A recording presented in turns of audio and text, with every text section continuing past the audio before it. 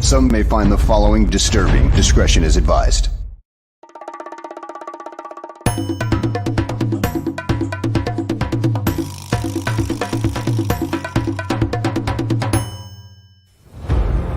Football, it began simple enough. Line up 11 men on one side, 11 on the other.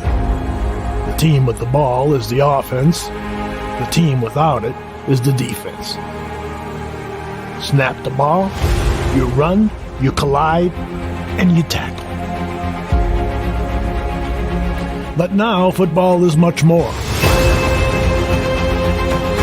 No longer just a game of brawn, it's also a game of brains.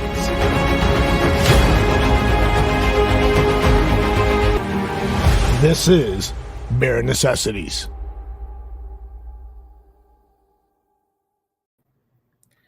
Good evening, everybody. Welcome to Bare Necessities. Again, welcome. I'm glad to have you all in the audience. I'm glad to be your host tonight, Jordan T. Silveira, Jordan T. Silveira on Twitter. I did, want to make sure that we touch base on this. As you all know, same usual spiel. Hit that like button, smash the follow. Aldo Barkeeper, our maestro of Barroom Network, is finally back from vacation. Expect to see him, on some more streams. He's actually not with us tonight, though. I want to make sure that he understands we're running the show here just fine, and I want to give him his vacation time. With that said, if you have any input, any feedback, anything that you'd like to add to Bare Necessities, always welcome to. You can find me on Twitter, Jordan T. Silveira, or jackpot2123 at Gmail to provide voice notes as voicemails, any questions you may have, any topics you want to see discussed. Going into that, part of considering last week's show, the man, he kind of stole the show, Mr. Shorty.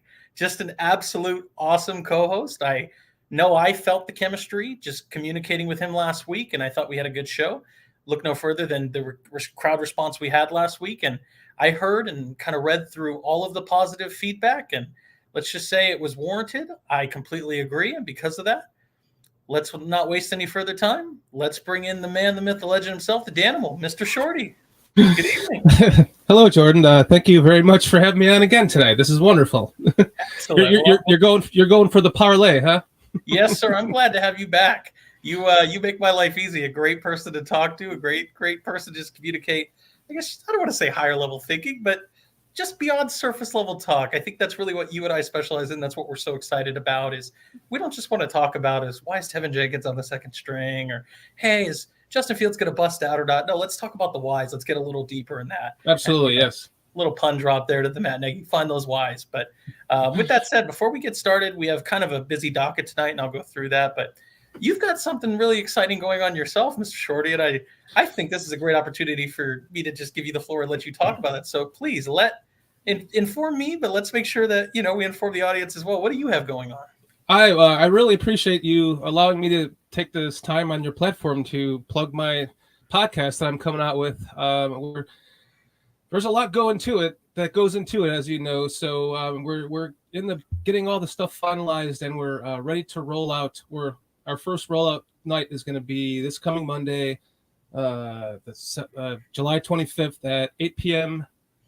Eastern time. So I figured get in right before training camp starts and kind of get the podcast rolling then. And then, of course, we all know there'll be a lot more stuff to talk about then. Kind of took this downtime that we had to, do all the stuff that you need to do to get something like that going. And so on Monday night, we're going to debut at 8 p.m. Eastern time. It's a Bears Country podcast. So you got at Twitter, you have at Mr. Shorty is myself, and then at Bear_Country_ podcast on Twitter. And then on YouTube, it's I'm having a little semantics problem, but I think it's because I don't have any videos posted yet. So I believe it's just Bears space Country space podcast. So Bears Country podcast on YouTube, 8 p.m. Eastern time, live. So we'll be looking to have some of our barflies here and maybe in that chat. I'm not trying to compete with anybody here. I love this network. I'm so happy to be a part of it with you, Jordan. And I'm kind of disappointed that a second time I've been invited and I don't get to meet Aldo. I was like, man, I want to meet Aldo. So maybe some other time you have me on again if I'm lucky, and I can meet him as well. Always. I promise you that we'll have you back plenty. You are such an awesome guest, and I love having you on. And I as appreciate far that. as Thank Aldo you. being gone, don't worry about that. Aldo will come back. I really, I mean, let me, for anybody that's watching Barroom, he was on with Mike North this morning, so he's back. But I kind of told him, hey, I don't mind taking the reins. I mean, clearly it's nice having somebody else in the background, but I figure let him come back to Bare Necessities when he wants. I think I'm holding it down okay. And part of that reason is I have a great co-host and you, Mr. Shorty. So this is wonderful. You brought me on. Yeah, that's all you need. Yeah. Great. So I guess thank you again. Oh, yeah, of course. And let me be very clear. I plan on being there to watch your introduction, your inaugural kind of maiden voyage, if you will. I know it's going to be great content, and I'm excited for you. And as far as competing, no worries about that. I mean, at least this is my feeling. I know Aldo would echo this sentiment. The Barroom Network, the Barflies, we are here as Bears fans and Chicago fans in general, and sports and science fiction and everything else. We're here to support each other. And that's really why, I mean, before we even get into the docket, before we get into the topics, I want to make sure that, you know, our audience, the Barflies, know exactly what you got going on, what you're looking to start, because I think that it's going to be great content that, simply put, there's never enough of it. Let's get people watching it. And I would be honored if you'd be my guest as well. So, of course, I know you're busy, but perhaps you could be my first guest. I don't know. We'll see if you're if you have the time. But you're welcome. You're certainly welcome to be. We'll figure it out. Yeah, Steve's going to go all those the next Wally Pip. Yes, Kitty Cat. The more Bears talk, the better. I totally agree, and that's why we want to make sure that we get it out there. If there's more content creators, and I know Mr. Shorty, you also will find out very quickly, and it's not a bad thing. Content creation is difficult. I can tell you, as somebody that's kind of getting into it, I used to think that it was just easy to put together a show, and I'm learning very quickly it takes some work.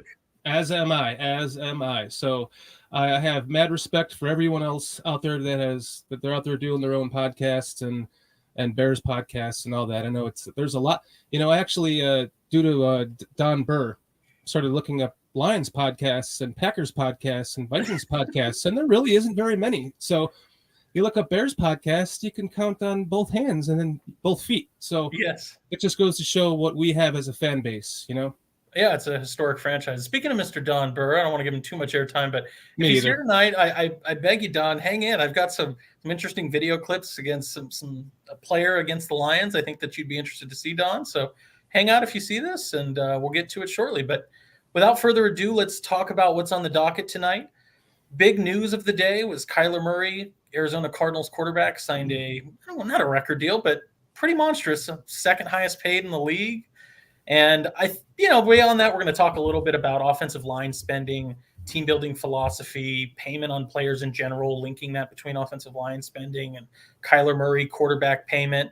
And then moving into just some topics regarding Roquan Smith, his value, potentially if it's worth keeping him, worth trading him, and just want to kind of make sure everybody's apprised of what we're planning on doing tonight. But let's kind of start with just the general topic of quarterback payment. And so, Mr. Shorty, why don't you just kind of start us off with your thoughts, your initial reaction to the Kyler Murray contract signing?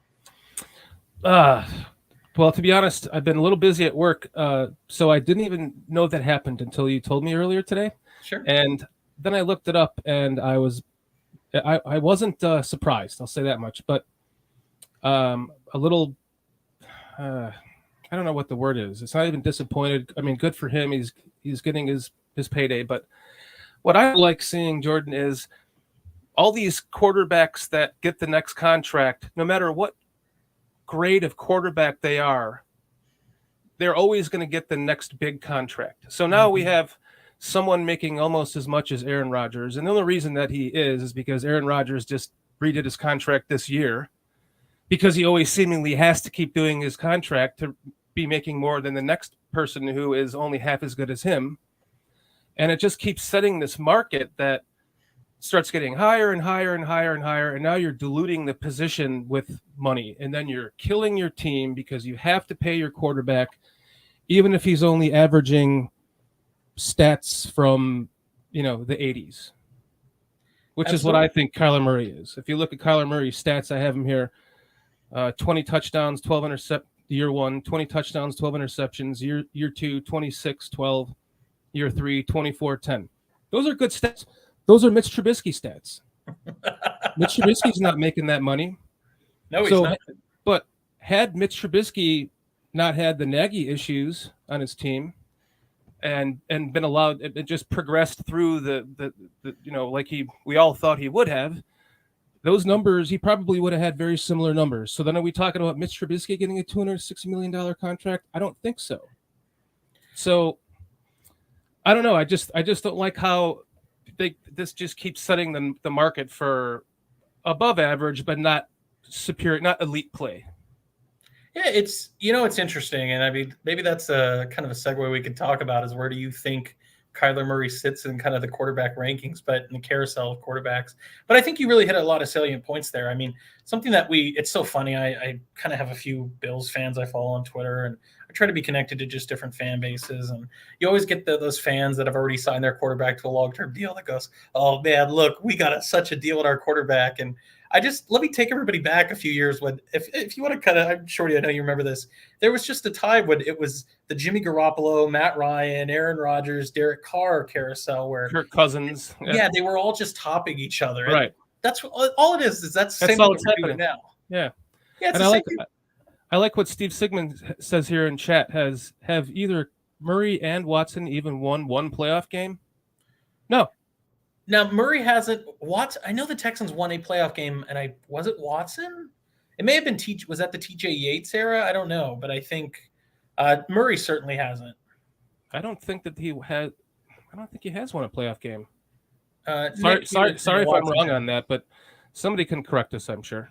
Yeah, Nick is saying Watson has. So, Okay, yeah, I mean, but the interesting thing is that's all we're seeing now is it's the same idea. Quarterbacks are just constantly upping each other. It's just at a higher number now because of the increasing cap. But the cap's not increasing that much that that warrants that much to where you have to pay the next mediocre quarterback more than Aaron Rodgers.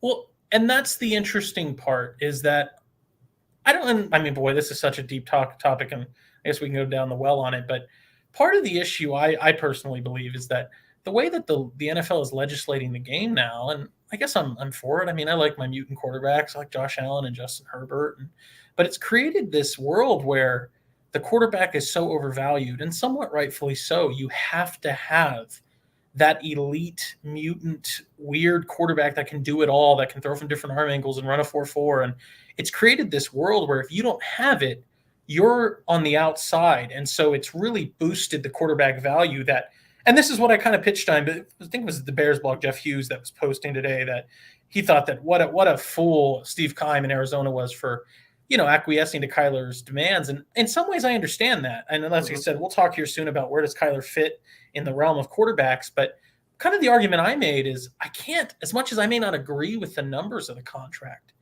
I can't really disagree just because of the way the league is legislating the game and the importance of the quarterback position. If you're the Cardinals, it wasn't so long ago that they picked a quarterback in the top 10 in Josh Rosen, and it didn't work. And now you think you have a guy that he's exciting, he can win you games with the right players around him. Am I really supposed to sit there and say, no, you know what, I'm going to start over. I'll go draft CJ Stroud and hope he's the guy. I don't think that is a wise move. And so, unfortunately, you kind of had to give in to Kyler's demands. Do you agree, or what are your thoughts on that? Absolutely. I mean, what were they going to do? Let him go? Were they going to try to franchise him after this year and then, end up pissing him off, and then he ends up leaving after that, or you have to trade him and then you have to start all over again? No, his stats aren't. Let's put it this way: he's a good quarterback, right? He's not terrible. He's not elite yet. He has potential to maybe be elite, but in my opinion, he's a little short. To be eventually that running is going to have to stop, and when he has to stand back in the pocket, I'm not sure how he's going to be able to do that with his height and so forth. But one of the things that you mentioned in the NFL that has been created, it brought me to the point that, or the thing I've been saying to my friends and a lot of people for a while, is that, and I'm sure you might have heard other people say it, this generation, which is my generation, I'm 47. We created the generation of the NFL so when we were playing Madden, when I was 15 and 16, I never, if I won the kickoff, I never kicked the ball. I always wanted the ball in the second half because I wanted to put my offense out there after I scored to end the first half. And I could never figure out why nobody did that then. And there's lots of things like that we all like. I valued quarterback as a kid. We used to have draft boards, and I would always be. I'm a Bears fan, so what can you say? But I've always been looking. In fact, last year was the first year I hadn't scouted quarterbacks. From the time I've 18, 15, 16 years old, I was always scouting quarterbacks because I always thought it was the most important position. And here we are in the future, and everyone now knows it is. And I'm not saying me, I'm saying my generation. And so, all the little things that you're seeing kind of happen in the NFL now are things that were just dreamed of as we were kids, thinking, why aren't they doing that now? And now they're doing it. And part of that is overvaluing the quarterback has now become overvalued. So now we're paying, well, not we, you and I aren't, but now the Cardinals are paying Kyler Murray, what, $50 million a year, $46 million a year. Yeah. So, I guess we'll kind of go down that road before we talk about where does Kyler fit in all this. But for those that aren't aware, and there's a Twitter graphic, I had it as the thumbnail. If you're interested, you can look back at the thumbnail. But what it had is currently the highest paid quarterbacks on an annual average per year AAV. Aaron Rodgers is currently the highest, making $50.3 million a year, which is just astronomical. And you have Kyler Murray coming in at second, 46.1. Deshaun Watson, 46. So we're just a hair behind him. And then Patrick Mahomes at $45 million a year. Those are your top 4 paid quarterbacks in the league at the moment. Patrick Mahomes is not the top paid quarterback. Well, and but this is why I love this topic. This is why I love having you on, because we could literally take this in any direction. Well, if Patrick Mahomes was Aaron Rodgers, he would be marching into the office tomorrow and going, "What the hell is this? I want more money now." Well, see, and this is let's just talk about the Patrick Mahomes thing. This is what's so funny, and it's beautiful. I'll segue just a little bit here. I had the person I interacted with on Twitter very frequently, Kyle's his name. Shout out Kyle. He had kind of mentioned to me when I had talked about that, the Bears blog, about, hey, I can't really blame Steve Keim for doing it. He was saying, look, you can still win with a quarterback being paid this much. And I was saying, yeah, kind of. But my whole argument is that I get really just antsy when we start talking about paying quarterbacks 30, 40, 50 million. Just for posterity's sake, just so we're all aware, Carson Wentz was kind of that last guy to get a deal that we're talking. The reason I bring up Carson Wentz, I know I'm bouncing around here a little bit, but I promise it'll make cohesive sense here in a second. Carson Wentz is a guy that got paid. Jared Goff's another one. Carson Wentz got paid, and it didn't work out. It was an example of betting on a Kyler Murray, and it didn't work out.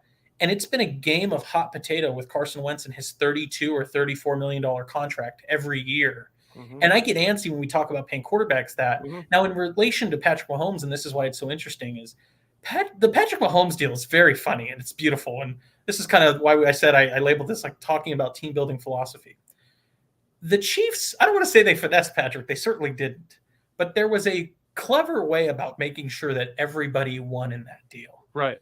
And one part or one aspect of it is we're going to make it a 10-year mega deal so that it looks amazing. Right. And the agent and Patrick get to tell the world, look what we did to the Chiefs. But what people don't realize is that the Chiefs, and this is, a little one-on-one on my personal values and beliefs and tenets about team building, is if you're a franchise in the NFL, and let me be clear, this is every franchise. This is I'll save this for another day, but this is why I love the Titans so much and John Robinson. If you're an NFL franchise, it is in your best interest, your responsibility, to constantly try to find different avenues to navigate. You never want to lock yourself into one road. And that is what's so beautiful about what the Chiefs have done. Now, what people don't realize, too, with the Chiefs is that when Patrick Mahomes signed his mega deal, he was still getting paid on his rookie salary. It was relatively low. It wasn't affecting them. They could load up and trade for the Frank Clarks and pay Tyrann Mathieu and all these other guys, pay Tyreek Hill. And now we are finally getting to the point where Patrick Mahomes is making that 45. Mm-hmm. And this is my response to Kyle. And it's, Kyle, you're a great guy. So this is just like debating and just having discourse. The reason I get so antsy when we talk about $45 million for a quarterback, and mind you, that's not the highest. That's number 4. You wonder, well, no, the Chiefs are still going to be good. And yes, that's why having a great quarterback, we should pay them. And that's why this whole thing revolves around Justin Fields. If he becomes that guy, is he worth it? Sure. Patrick Mahomes is going to win you a ton of games, but let's not be naive and say that it hasn't directly affected the Chiefs.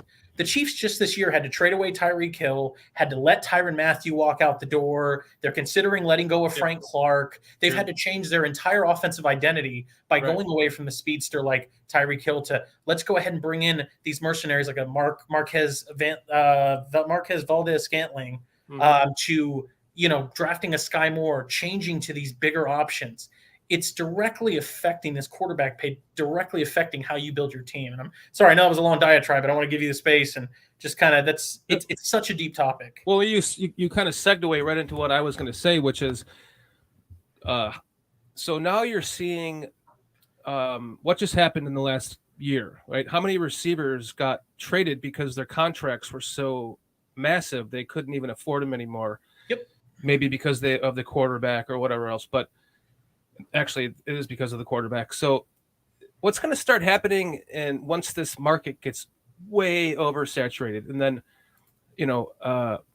3 years from now Kyler Murray he doesn't keep ascending and he descends, is it possible you're going to start to see these teams trading away their quarterbacks for 3 first-round picks to a team that needs a quarterback so that they can just start over with another quarterback because they know there's one coming up in a draft soon and they're going to suck when they trade that quarterback? Yep. So it's not going to be able to be sustainable over the long haul. And then eventually this entire NFL is going to start to just become even more of a trade league like we've never seen it before. It's already on its way. I mean, it's how many trades have happened in the last our whole lives. We're like, why don't they trade again? Back to being a kid. Why don't they trade NFL players? They're always trading blah blah. NBA players, and I know baseball is different, but you don't know that as a kid. You're not really thinking about that. And it's like they never traded NFL players like they did now. They might trade someone. You see them happen once in a while for a late round pick or whatever. But all these big blockbuster trades because teams are realizing they can get 2-3 first round picks from someone they don't want to pay, and eventually it will be the quarterback. It's getting there. I mean, we're seeing it. Russell Wilson to Matt Stafford last year. It's happening where, look, if we can cash in and try to reset, this is, again, building out those bridges and those avenues so that you can maneuver. I'll give a perfect example because I'm sorry, I can't resist it, audience. I like talking about the Titans and John Robinson. They're such an interesting franchise. We can take it a multitude of ways. This is an example with the receiver. A.J. Brown's a great receiver, great young receiver, best years ahead of him likely. And they actively decided that guy is not worth over $20 million a year. We're not playing that game.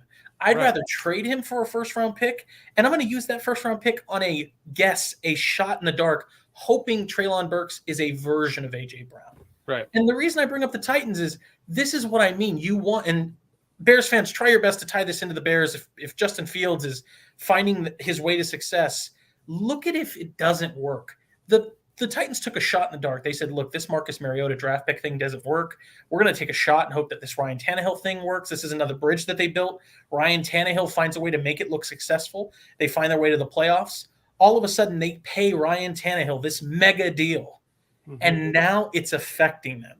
Mm-hmm. I cannot pay Ryan Tannehill and pay A.J. Brown and pay Derrick Henry and pay all of the guys on defense, Kevin Byard, Harold Landry. It's become this issue where all of a sudden, let's get rid of A.J. Brown. And as a matter of fact, again, building those bridges, it's now even, the clock has been set, and I talked about this on Bare Their Souls this week.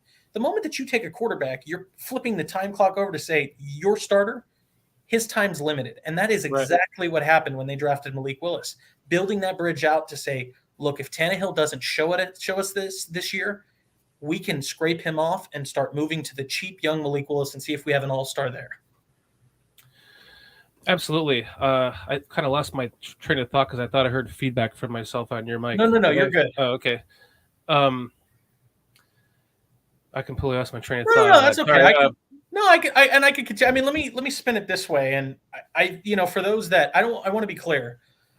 Kyler Murray making his $46 million a year. There's some positives I want to talk about and some negatives. Now, the one thing that let's be clear is he is not getting paid. I don't believe that the numbers reflect that he's all of a sudden making this mega amount right now. He may still be playing on that 5th-year option money. Now, but I still want to kind of touch on that we've already seen some of the ways that this has affected the Cardinals. Mm-hmm. You don't let a guy like Chandler Jones walk in free agency if you don't have to. They let even some role players like a Chase Edmonds walk. It's created situations where in many ways, like we'll see.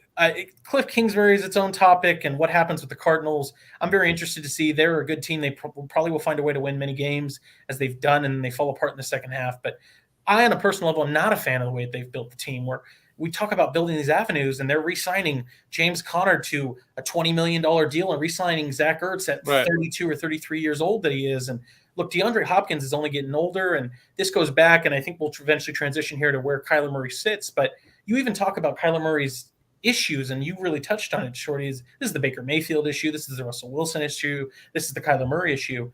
Mm-hmm. It's not that you can't win with a short quarterback, but the short quarterback does not see the middle of the field, so they're constantly looking for their X and Z. They have to find the avenues to throw. They have to have that lane to throw from through the offensive line.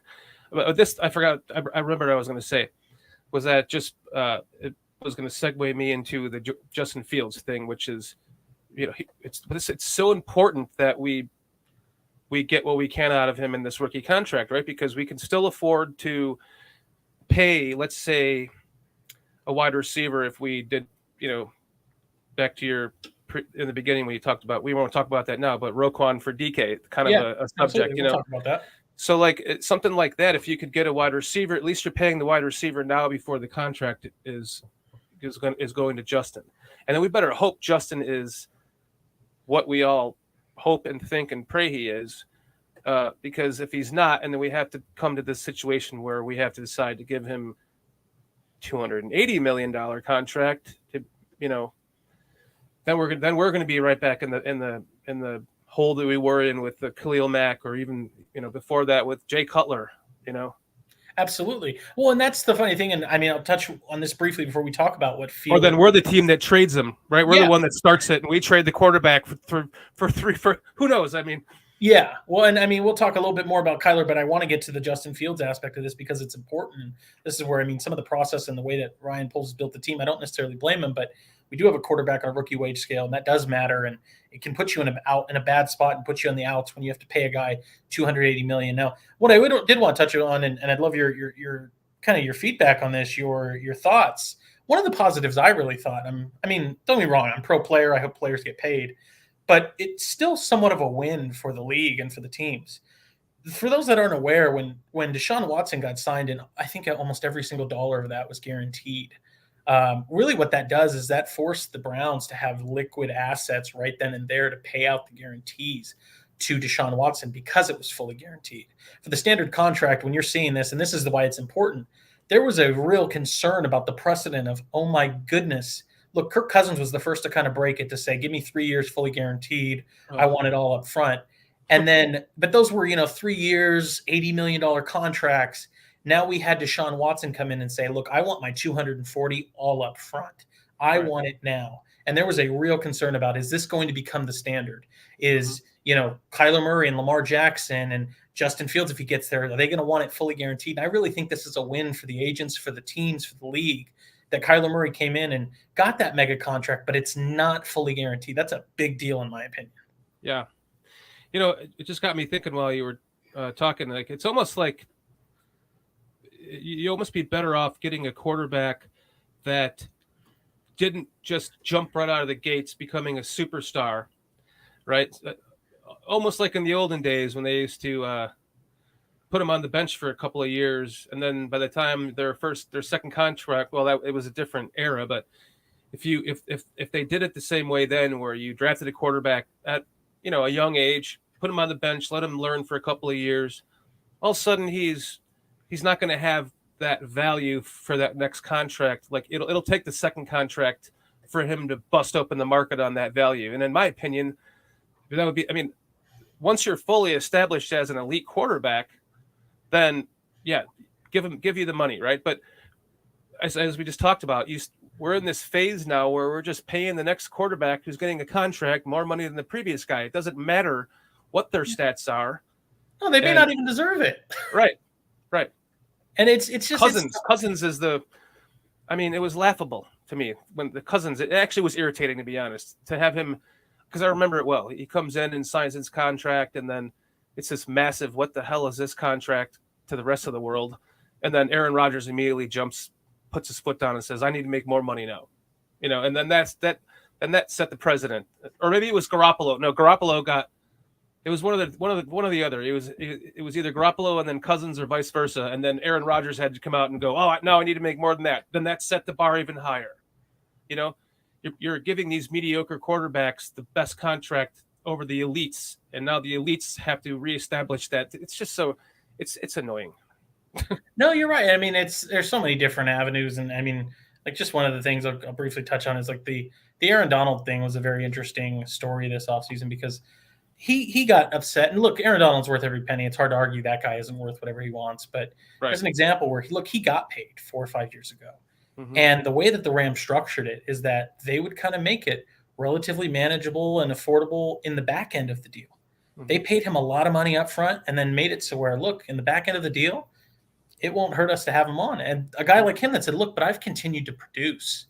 I want you to pay me market value. And in a way, that kind of screwed the Rams. And they're fine. They're making it work. But it became the scenario where now the player's getting to double dip. A guy like Aaron Donald, look, you signed that mega deal. We gave you the money up front. And then we made it strategically advantageous for us to backload it with smaller funds.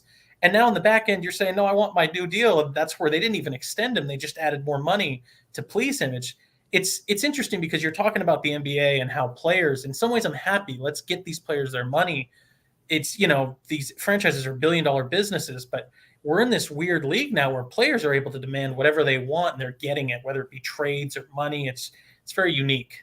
Yeah, realistically, the Rams should have just said, okay, well, we've already paid you this much, which was the market value of what we paid you at the time, and now the market value is this much higher. But since we've already paid you the bulk of that up front, we'll give you the prorated difference in each check, right? Yep. Just upgrade the check. Exactly. So if he's only making, $5 million a game because he had it all front loaded, well, maybe you give him $6 million just to keep him happy but I don't even know if they can do that. But that would be a good way to go. Well, and one of the things you talked about is that this idea of the perfect scenario is to get a quarterback that doesn't quite explode. And then you're able to kind of re-up them on that middle-level deal. And, I mean, a great example of that is Ryan Tannehill. Ryan Tannehill is a guy that got his fifth-year option. They extended him for decent money. And then ultimately he didn't quite flash or blow up. So then they traded him for pennies on the dollar to the Titans. The Titans ended up getting kind of a real splash player, good value, made a difference on their offense. Mm-hmm. But it really started to hit home when they had to pay him that mega extension to keep him. And now we're starting to see the ramifications of it where you have to ship out an A.J. Brown. And look, I mean, say what you want, but the reality is they clearly aren't quite as pleased as what we think that they are if they have to go draft with Malik Willis in the third round. It shows that, look, they are trying to create avenues. If things get a little squirrely, let's just go ahead and ditch Tannehill. Let's jump on the Willis train. Right. There's a lot of different ways. My brain's thinking Bears now as far as, what they could do with – how they should be working with their money to prepare for this, for the Justin Fields experience. This is the thing. I mean, this is what I put out today on Twitter is that I think I'd said, like, Bears fans, just get ready because, look, I'm with all the Bears fans. Why would I want Fields to fail? I hope he's the best quarterback ever. But just understand that what we're heading to.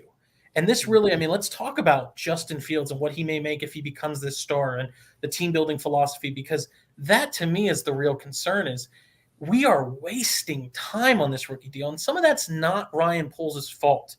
It's the problem that the McCaskies have when you all of a sudden don't start aligning your quarterback with the coach, with the GM. And that's where I'm very happy Nagy and Pace are gone. But there was somewhat of an argument that then keep them all together if you're going to let them draft a new guy. Because now you're in this world where Ryan Poles is forced to almost evaluate Justin Fields, see what he has in year one. That's now rookie year wasted. Year two, we're still trying to figure out what he is, try to rebuild the roster and fix the nasty cap situation that he inherited from Ryan Pace. And mind you, Fields has 5 years. That's what you're getting. So you're effectively blowing away 40% of the cheap years of your quarterback and hoping that you now all of a sudden had a 5-year window to secure your Super Bowl. And listen, I get it. Rookies don't really win the Super Bowl. I get it. But even then you have 80% of it left to push for that Super Bowl. Think of the Russell Wilson, the second-year guy, Joe Burrow. You are shortening it down to, at best, 60%. it's not even 5 years. They have 4 years because And by then the it gets fourth year, expensive. if he's any good, he's going to want the same thing as Kyler Murray just happened. He's going to want the extension before his 5th year. So we have a 3-year window right now, and even if you look at the Chiefs, they just exploded. They blew up. They won a Super Bowl in Mahomes' first year starting, second year starting, and now they had to overpay him, trade one of their best weapons of his, and now how many more Super Bowls do you think they're going to win? Well, and that's such an interesting topic in itself because I'll just take a little spin to Tampa Bay. That was an example of a team that, Jason Light presumably asked the Glazers, "Can I kick the window open? Can I go get Tom Brady? Can we go spend and go secure Gronk and Leonard Fournette and Jason Pierre-Paul and do all this?" And obviously the owner said, "Hey, you know what? Fine, give it a go," and it won them a Super Bowl. Right. And it's funny because in some ways, I just love this topic because there's so many aspects to it. In some ways, you have to look at it and say one Super Bowl is enough. Yes, you want to win more, you want to have the Patriots dynasty, but one Super Bowl is enough. Look at the Tampa Bay Buccaneers, where just that one Super Bowl, they got to go back and say, "Look, can we try to run it back? Can we bring back all the 22 starters and just give it another go?" And they were like, push the can down the road. If we have to go into financial burden later, charge the credit card now, run it back, exactly. See what we can do. And that's how the Saints are living right now. It's interesting. So, let me ask you, please go ahead. I was just going to say, it's like the 26 Bears, when they were in the Super Bowl, and I was so sure we were going to win that game after that opening kickoff, and then we lose it. Something in the back of I was just like, yeah, we'll get here again, But no, it's just you're never guaranteed to get there again. So if you get that Super Bowl win, enjoy it and don't expect you're going to get more. Like to your point, yeah, just get the Super Bowl win and enjoy it, and then be happy, be proud of it, and hope you can get another one again. But because let's be real, we're talking almost 40 years since the Bears won a Super Bowl. 40. Obviously, we would have hoped that they would have done much more in those 40 years, but that's how hard it is, and that's where I get it. It's very easy in this era to get lost upon the idea that look at the Patriots. They just did it so many times. That's not normal. And the 86 defense was better than the 85, and they couldn't win the Super Bowl. So Super Bowls are tough to get. You talk about this is again we're kind of foreshadowing where we're going with the Seahawks talk and all that, because that was a team that theoretically had the rookie quarterback, the young cheap guy, and they were able to cash in on one against the Broncos, failed against the Patriots, and never were able to go back. Never. Mm-hmm. It's been missing since. So it's interesting. Let me ask you this as we kind of slowly start to put a cap on this Kyler Murray talk. You said you find him to be – let me put it to you this way. I don't need a hard ranking, but if you want to tier it, if you want to put top 10, where do you find Kyler Murray to be in that scale today? Boy, that's in my personal opinion? Or just my opinion, right? Yeah, your opinion. I have him in the top 15. Okay. I don't have him as a top 10 quarterback. So by that logic, you don't agree with the contract? No. Okay. No. See, to me that's paying Mitch Trubisky $260 million if he had stuck with the Bears. Sure. I wouldn't agree with that. I wouldn't as a Trubisky fan and a Bears lover, I bleed blue and orange. If they would have paid Trubisky $260 million, that would have really pissed me off. And even with those numbers, so comparatively to his numbers. So, but may I ask you, where do you rank him?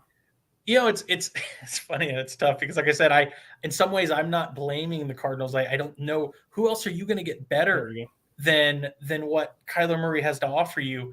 I think Kyler Murray is very similar. Let me put it this way. And listen, I get it. Matt Stafford just won a Super Bowl, so everybody's high on him. I think he's in that kind of second tier. And so the way I would put that is, well, for years, everyone was, remember Matt Stafford in the Jay Cutler years when everyone was comparing him to Jay Cutler and where they stood in the league? Like, are they a top 1 or 2 tier quarterback? And they always had him in the top 2, in the 2 tier. Yeah. Well, see, because this is the thing. If you asked me, you had said top 15-ish in that area. That neighborhood to me is Ryan Tannehill, Kirk Cousins, Jimmy Garoppolo's a little lower, but, functional and a little bit above average quarterbacks. I think Kyler to me is a top 10 guy, but this is what I was meaning where I'll even combine it into tiers. I don't think he's a top tier guy. Like top tier guys to me are Justin Herbert, Joe Burrow, obviously Aaron Rodgers, but even Aaron Rodgers is really, I got to be honest, he's very fringe. Like he may be in that second tier just because of the way he's playing the game now. And it's a situation where this is why I think you had to pay Kyler Murray. There was no ifs, ands, or buts, because to me, he's in that same neighborhood, maybe not the same house, but that same neighborhood as a Matt Stafford, a Derek Carr, Lamar Jackson even. Now, what we're looking for in quarterbacks, again, my perspective is my opinion doesn't mean I'm right, but and this kind of goes to Roquan as we talk about him later and everything, but you want your players ideally to have a superpower, if you will. That's the way I kind of put it. And what is their winning trait? What do they have that's just, this takes them to the next level? This is what separates them. This is what is special. And when you consider certain players, like Joe Burrow, I'll give an example. Joe Burrow, to me, what his superpower is it's his pocket presence. Mahomes, it's his ability to create with his different arm angles and traveling backwards 20 yards and flicking it off of his back foot and it's going 70 yards. Lamar, his superpower is his ability to run and be a ball carrier. Kyler Murray, this is a personal opinion. I think to me, his superpower is he's got better acceleration than I've ever seen any quarterback have, where he gets to the corner like nobody's business. So you're looking for superpowers. And because I can actively say I think there's an area, and by the way, he has an incredible arm. He's able to lob it from different angles too. When you consider that he has some of these traits, to me, that's what defines a top 10 guy from a guy that's, he's good, he's fine, nothing really particularly special. And that's why I say in some ways I would probably have him over a guy like Derek Carr. And I like Derek Carr, but it's an interesting question. When I think of my top 10, I also think of the brains of the quarterback too. And I'm not saying he's not a smart quarterback. I just don't think he's there yet as far as understanding of the game and I think he's still playing on a lot of instincts rather than complete knowledge of the game as you mentioned Aaron Rodgers being in a tier 2. I would only say that would be the case because his skills are declining a little bit because he's getting older, but he's definitely in the top 1, the top tier for his brain and his ability to just get the damn ball out of his hand. And I liked what to what Nick was saying here, Art by Nick, that Kyler is way better than Mitch. I wasn't saying Mitch is better than Kyler, Nick. I was just saying that their stats are comparable. I mean, Mitch's best season was 24 touchdowns, 12 interceptions.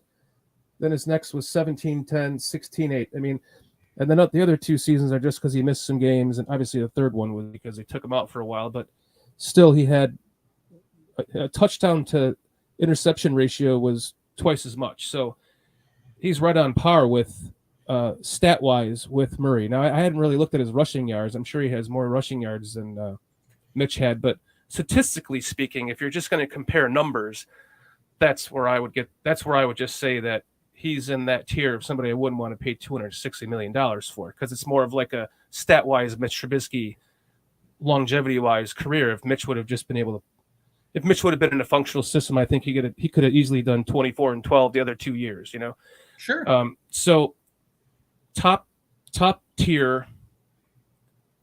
Yeah, I just think I have him just outside the top 10. I mean, he's in the top 15, but I wouldn't call him 15. He's without just off the top of my head, So maybe it's just because I'm looking at these stats and going $260 million, really? I know, it's a lot. It's crazy. It's like an NBA player that sits on the bench half the game and has 2 rebounds and 5 points and 4 assists makes $12 million a year. It's like, what? Yeah. So not to talk NBA, but I mean, it's just comparatively, it's like, those numbers aren't Patrick Mahomes numbers. They're not Aaron Rodgers numbers. They're not even Josh Allen numbers. They're Trubisky numbers. No, and I mean, you're bringing up Tannehill numbers. You're bringing up such a good point here, and I mean, we're going to transition to O-line talk in here just a second, but I mean, this is really what relating it to a guy like Fields, and we have yet to. I mean, I've got Don Burlich. I'm sure he'll have something negative to say about Fields, but the idea is like, to me, Fields is still an unknown. He's shown some flashes, but we don't actually know what his ceiling is. I don't think we know what quite the bottom is. I think we certainly got close to it with Nagy, but there's a part of me that says, like, in many ways, I don't know if I'd say we've seen the ceiling of Kyler Murray. I think everybody's developing, but you can look at physical proof that, I mean, I'm trying to find J2K here had said, like, he'd seen Kyler get frustrated in games more than any other starting QB. I mean, part of, to kind of piggyback on that or dovetail you, J2K, my thing is there's actual proof that Kyler loses some of the spunk.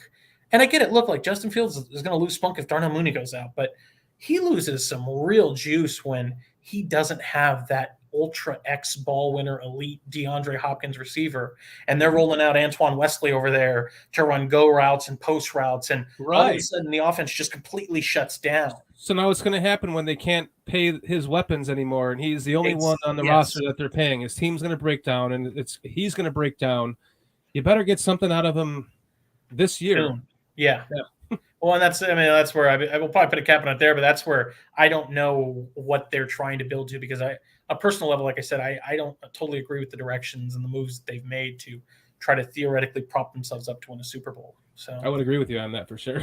Absolutely. So, I mean, let's kind of jump into the O-line topic, the segment of O-line and this topic of this portion of the show. I wanted to kind of bring up here some slides, and obviously, Mr. Shorty, you and I kind of talked about this a bit, but we wanted to talk about, I don't mean to make this such a heavy money and cap talk, team building philosophy in relation to money podcast, but I think that sometimes that's just what the show's going to be about, is the money. And it's salient because of what Kyler Murray signed for today, and Deshaun Watson, and the prospects of Justin Fields getting paid, and Roquan wanting a contract, David Montgomery. Part of what I wanted to show here is I've got a few options here of just teams that were wildly successful with what was perceived, wow, they had such a great offensive line. And in many of these cases, you're going to see that overall, I'm trying to paint a little bit of a picture here for the audience of a couple things. A great offensive line doesn't mean that they need to take up 25, 30, 40% of the salary. Because again, this is a personal belief of mine, but I think we're going to be able to illustrate it here and show that the offensive line is a department of a team, a segment, a group, a unit that you cannot afford to have 5 Trent Williams type players on the line. You can't have 5 Quentin Nelsons. It just doesn't work. It's too many positions to play this. And this goes back to the Larry Borum bit I did when I said, look, sometimes we just need a guy that holds up. That's a Charles Leno and Charles Leno had many issues, I get it, but just a guy that gets in the way enough, doesn't get our quarterback killed. Because when you go back and you look at these teams, like, for example, the 2015 Packers, they had a killer offensive line, and altogether it ate up almost 14% of the cap. And this is with guys like J.C. Tretter, Corey Linsley. I mean, those are 2 centers that have now gotten massively paid. J.C. Tretter's on the free agent market, but David Bakhtiari, Brian Bulaga, TJ Lang, Josh Sitton, future Bear at the time. So it's a situation where this is just an example. I mean, Shorty, if you have anything to add here, I want to show that, look, this is a great offensive line, a team that found success.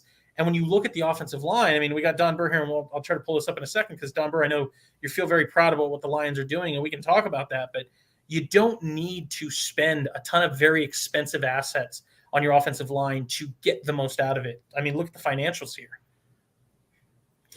Yeah, the Josh Sitton, so he was 29. He was older, so he had already gotten that contract, right? So then the rest of the team there, I mean, you're looking at what percentage of that did you say it was again? So it is 13.78%, so almost 14% of the cap in 2015. And that team went to the championship game. Right? Yeah, so it's a great point that you're bringing up here to the percentage of what you should be paying for your offensive line, because when you start just dumping all this huge cash into that means you don't have a quarterback, right? Yep.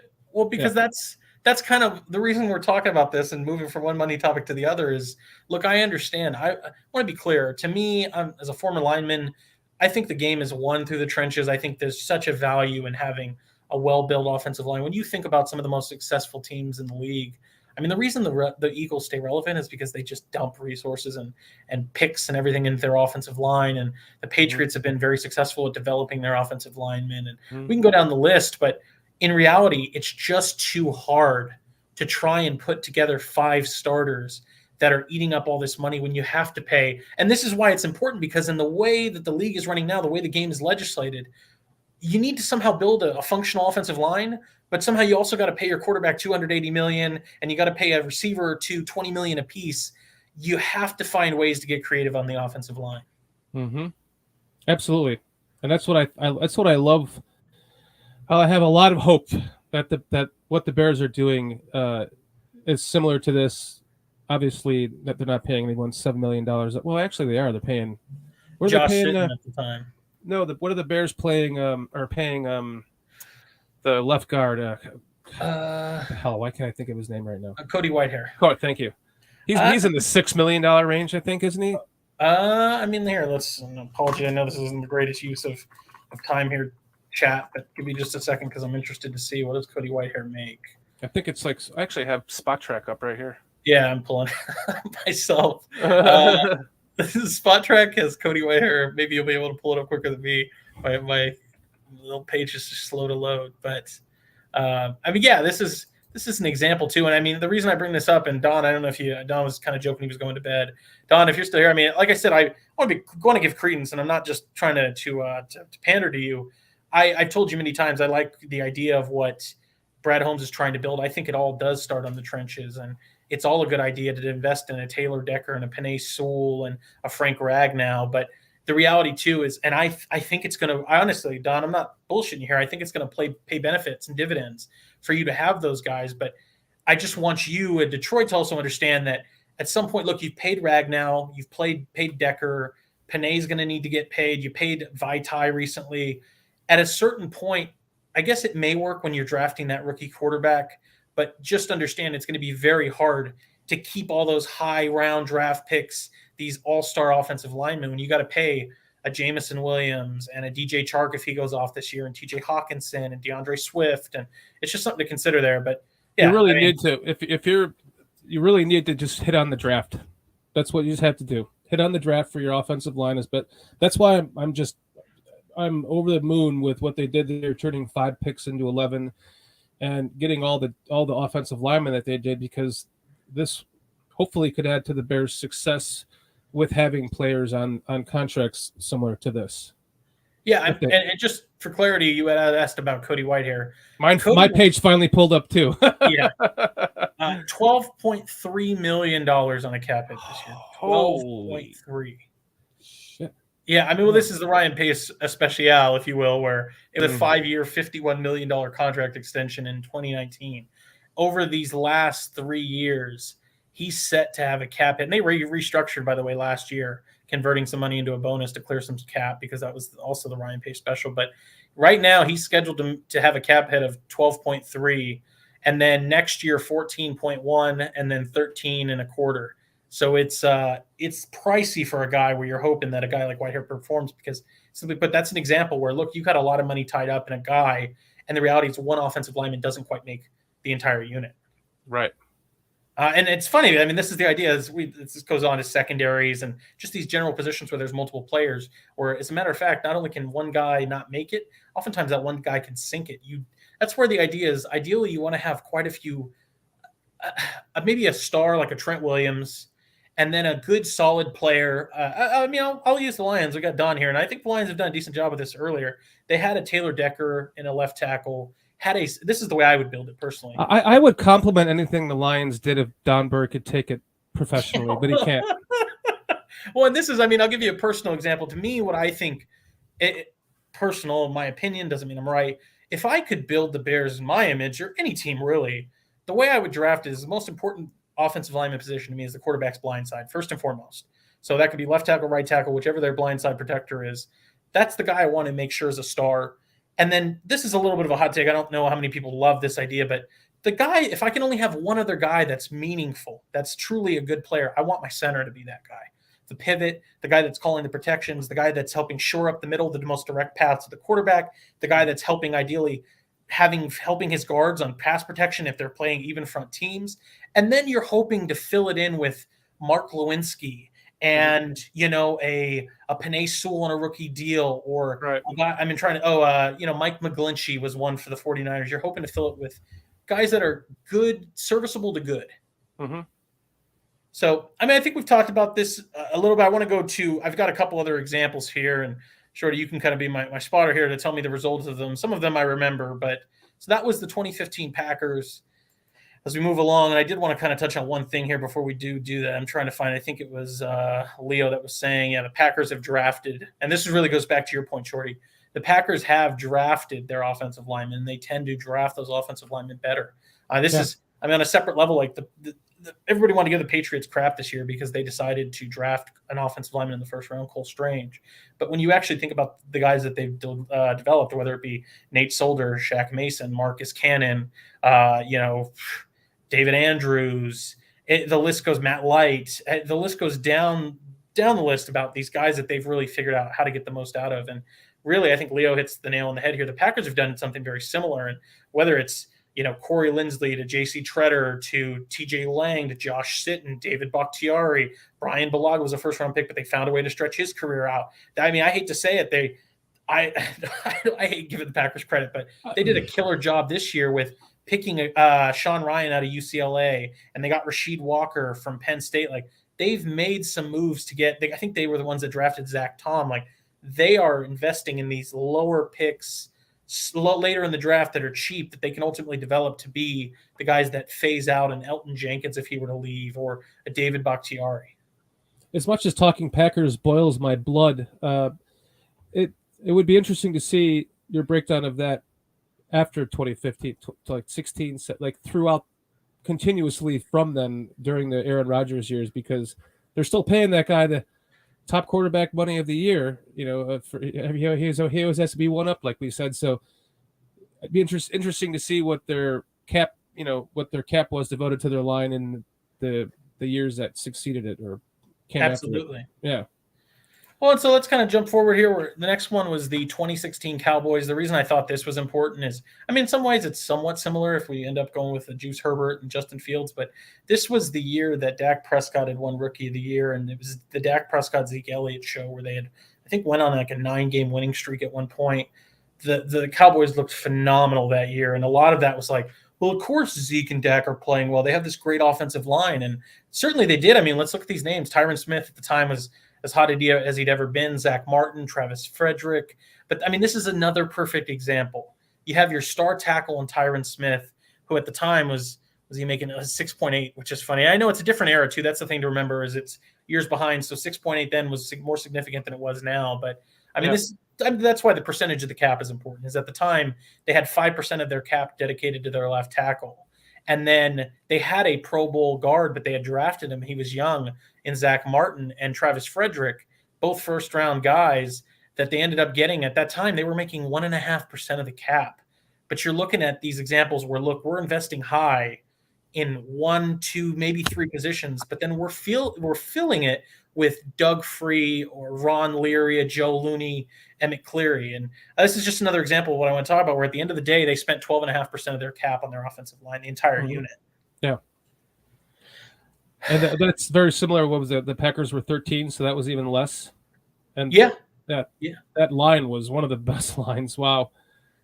Well, yeah, and J2K saying damn good line here, because it's just, Dak, you want to talk about like supporting your rookie quarterback, and this is where I maybe I am pandering to you, Don. I'm not trying to, but it's just funny because if you want to talk about, in a perfect world, I wish the way the Bears had done it is, and I'm not mad that we have Justin Fields. I wouldn't want to sacrifice that, but in a perfect world, this is what I'll give you an example where it works. Theoretically, it could work well if the Lions find their quarterback, and an example where it clearly hasn't worked well.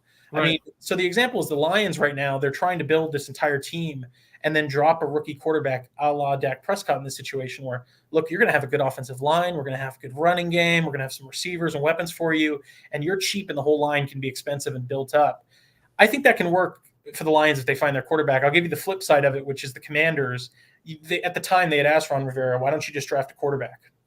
And the argument was, we did that before. In Carolina, we spent the number 1 pick on Cam Newton, and we kind of asked him to bail us out, and he got hit a lot, and then we had to build up the team around him, kind of Justin Fields-like. And then now when the Commanders, he's talked about, look, I'm trying to make sure that the roster is built thoroughly so that when we drop a rookie in, he's there. We don't have to ask these unrealistic expectations of him the way that, frankly, a lot of fans are thinking Fields has to carry the Bears, and the reality is that the supporting cast is not around him at the moment. And I think that's a ridiculous statement for anyone to think that, or not a statement. That's a ridiculous narrative. Justin Fields, like as we talked about, once they, in the right situation, if they're running the ball and they're running the ball well, it's only going to make him better. And, oh yeah, absolutely. And then it's just going to make the players around him better, his receivers better, the receivers that nobody thinks they have, all of that hoopla. He'll make everyone better once he's able to, work within the system and allow the running game to help him. Sure. I'm so excited. Gosh, I can't wait. No, I know.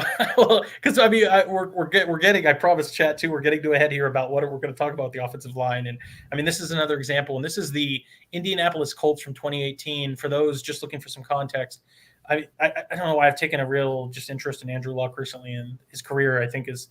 Anyways, I'm not so worried about Justin Fields, but I think Fields took a dramatic beating last year. Really worried the hell out of me for his health. Me too. It really reminded me of Andrew Luck. And for someone that played baseball, I was really worried about his slide. I mean, too much of an upright slide.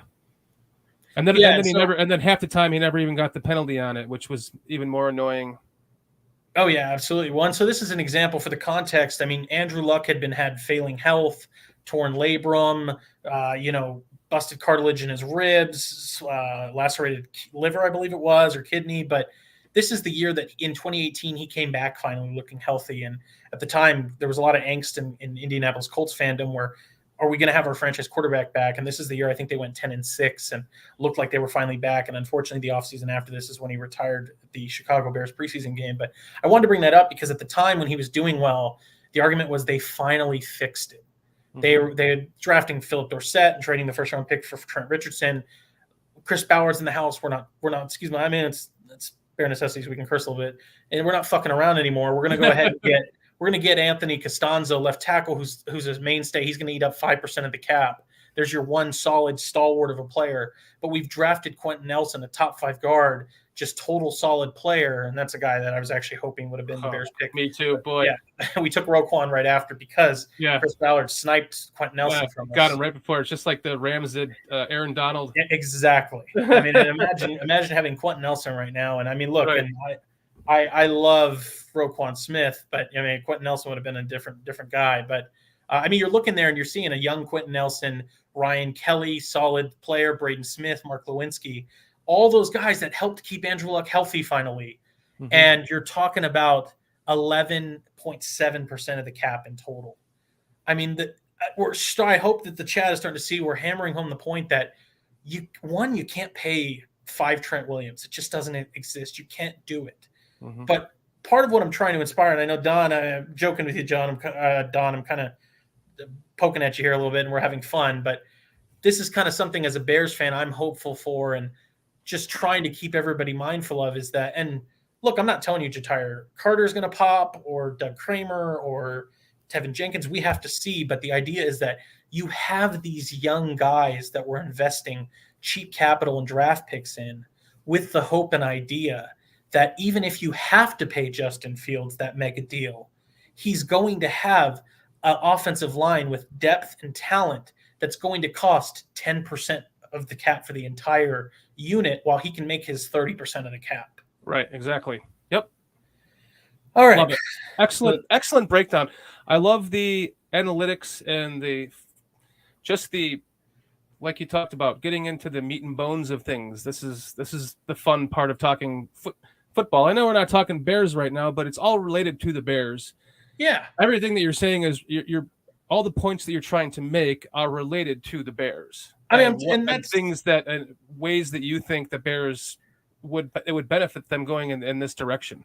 And I mean, Shorty, I think you know this about me. Like I promise I'm too big of a football nerd. I like to talk about the Colts and the Titans, and I'm sure this chat can kind of pick up on this. Where I'm a football historian, I like talking about different years and Andrew Luck with the Colts, and then we'll talk about the Titans today and everything else that was going on with the Packers in 2015 and Dak Prescott and Zeke with the Cowboys. But I also hope I know you're seeing this. I think I'm doing a decent job. I hope the chat's seeing it too. Where I'm trying my best. I want to make sure that I thread the needle so that I know who our audience is. I want to make sure we're talking about the Bears, but part of this too is team building philosophy and understanding what are some of the other teams doing in the league and ones that have found success, as well as like Nick's comment here, which is Luck was so good. What a tragedy, because unfortunately they did do some things right towards the end, but it was too little too late. They were playing fantasy football where, they're signing Gosder Cherilus and didn't work out. And they're trading a first-round pick for Trent Richardson and drafting a 5'9" receiver and Philip Dorsett and, drafting Kobe Fleener and Dwayne Allen. And they were trying to piece together an offensive line. And they had some unfortunate things like Jack Mewhort retired and things like that. But it's the sad reality that, let me bring up the Trevor Lawrence thing. Like, the whole idea of Trevor Lawrence was that people said he's the most complete prospect in that same class as Andrew Luck since Andrew Luck, and then in the same class as John Elway. That was when Andrew Luck came into the league. It was, he's the most complete prospect we've seen since John Elway. And then Trevor Lawrence came in, and he's the most complete prospect we've seen since Andrew Luck. And this is the sad reality, is the Colts had a guy that was uber special, and we watched his career unfortunately end too early because they failed to protect him. And this is a storyline of the Bears. Like, Justin Fields took the most sacks in the league last year. The Bears gave up the most sacks. This is something that can't continue to happen. You don't want to watch your Ferrari get parked outside in a hailstorm, and all of a sudden we're watching our quarterback just atrophy because his body's failing. And not only that, but the hits that he took, not even on sacks. There's a lot of big hits that he took that weren't even sack related. They were like running out and throwing the ball, or they were, late hits out of bounds, things like that. Like me and my buddies, we talked about how, in the Packers game, they hit him out of bounds a couple of times. The Bears should have set the precedent by hitting Rodgers out of bounds on a couple of chances they had, just to set the precedent, like, hey, fuck you, we're not going to take this. You're going to do that to our quarterback. We're going to do that to yours. And those are the kinds of hits that really bothered me even more than the sacks last year. The personal fouls that they would have given any other quarterback that they didn't give him. Oh yeah. It was egregious, a travesty, where obviously, as somebody who was, I watched all the games, but I went back and did extensive research for the Borum vid on the Pittsburgh game. And God, this is pathetic. I shouldn't even admit this, but my wife, who's watching the other room, I'm sure maybe she can comment. I had actually, God, this is embarrassing. I don't care. The one thing you guys can take from me is I'm honest. I'm always authentic. Don't be embarrassed. Spit it out. I had a crying fest. I literally cried when maybe it was the Ravens game, or it was it the Cardinals game? There was a time when Justin Fields he got hit so hard, he was laying on the turf. And I think he just kind of had his hands on his helmet and wasn't getting up. I remember it, yeah. And I don't know. I just started breaking. And my wife was like, God, you're crying over a guy that's just football. And I'm watching this kid get fucking killed because they are not protecting him. I look at some point, yes, it's the Bears. We want them to win. But I'm also like, this kid's got a career. Like, by the way, protect him. That's going to be one of the subjects on Bears Country podcast on Monday night, 8 p.m. Eastern time. That's one of my subjects. Is I'm going to go into a little bit of detail talking to him about some conspiracy level bullshit that happened with Nagy and that, because it like, to your point, some of those hits just they could have. I wasn't crying, but I easily could have. I appreciate your passion about not making fun of you for it at all. No, That's awesome. I get it. Anyone should cry at those hits. Especially his parents. Watching him get murdered out there like that. I'll take the, and I know you're not giving me a hard time, but even if you wanted to, I'll take it because I know it's ridiculous. But look, I care about the Bears so deeply. It's why we all do. It's why we're here listening to a YouTube video. Why I'm spending hours putting together this content. You're here doing it in a couple hours with me. We could have a 5-minute conversation about Walter Payton's death, and I'd be crying. So don't worry about it. We all care about the Bears, and so it bothered me severely to watch them invest in just get murdered. I'm like, please, and there was one instance where his knee got bent the wrong way, and I'm like, oh God, no, please, no, don't be the knee, And that's what worries me about those slides that he was just. Was that the Raiders game? Way too. I think so. Yeah. Yeah, where he got hit from behind. Yeah. Yeah. His knee got bent forward, and it was after he threw the ball. Yeah. This is the problem when you and I are talking about specific hits, because we literally have like PTSD from watching the guy. I know. It's awful. So, and there was like I said, the one in the Packers game that me and my buddy were just talking about it, and it was actually his idea. But he's like, why aren't they just taking the shots on him, on Rodgers? There was two instances where he just kind of, he runs the ball out of bounds. He kind of holds the ball out like a smart ass, like, oh, I'm running out of bounds. Just smear him. If you go back and you watch some of which I have gone down in a recent wormhole on YouTube was, it was actually after Jim McMahon was interviewed on, I think it was on this podcast. It was not this one, but it was Barroom Network, Dan and Aldo. Mm-hmm. And I just got me down a wormhole of Jim McMahon and like the Charles Martin hit, and then all the other hits. There's a hit that the Packers, Walter Payton was running out of bounds. It was like a 3-yard run, and one of their cornerbacks just drove him so far out of bounds. He pushed him all the way through the entire team's, standing on the sideline, all the way onto the bench, tried to push him over the benches into the industrial equipment that was behind the benches. Yeah. But luckily, or not luckily, to his credit, Walter Payton was so powerful, he grabbed him with him and kind of slowed him down so he didn't go over the bench into that equipment. And they ended up ejecting. I mean, the point is, it's Aaron Rodgers, and fuck Aaron Rodgers, okay? No, you want to talk about Aaron Rodgers. Rodgers? Since you said we can say fuck on here, fuck Aaron Rodgers. Oh, you're spot on, Shorty. I mean, this is the funny thing too. I'll never forget. And then what does he do? He finishes the game saying, "Fuck you, I own you." Yeah, I will never forget. I will never forget Mario Edwards simply pointing a finger in the face mask. No contact, just pointing at him, and that's a flag. Right. And we're watching our quarterback just get lambasted by defensive defenders, whether it be Minkah Fitzpatrick. Look, he was running on that. I kind of get it, but just getting hit by everybody and nobody's throwing a flag. It was ridiculous. Out of all of the personal foulable hits that he took, I would say 30% of them were personal fouls, actual personal fouls. The rest of them they let go. And it was fucking baffling to me, Jordan. What is with the league not wanting the Bears to have a good quarterback? Because even when we have one that has flashes like this, everyone's coming out saying he's going to throw the most interceptions this year. We're going to have the first pick in the draft. They don't give him any of the breaks last year as a quarterback. Screw just being a rookie. As a quarterback, they didn't give him the same courtesy that they give all other quarterbacks in the NFL. And just watching it happen time and time and time and time again is it just brings me to even more excitement about Eberflus's defense running around and smashing people and trying to take the ball out, because I'm hoping he watched that tape and I'm hoping he said the same thing to everybody in that room. This shit happens again, we're hitting him out of bounds, taking the 15. Here, he just ran for a first down. Who gives a shit? Yeah, well, I mean, they're about to score on this drive anyway. We can all feel it. Just nail his ass out of bounds. Get the personal foul. Set the precedent. Stand over him and do one of those on him. Well, you're spot on. I mean, Ryan Poles came in. I mean, this is something that's I'm not breaking news here. He had talked about just his evaluation of the offensive line and the protection for Fields, and had talked about many times that he was unimpressed and disgusted with the lack of. I mean, this is why I loved when Jenkins got up in that guy's face finally. Yeah. Well, because I mean, then this is love that. And then Affetti's getting in his face about it. Seriously.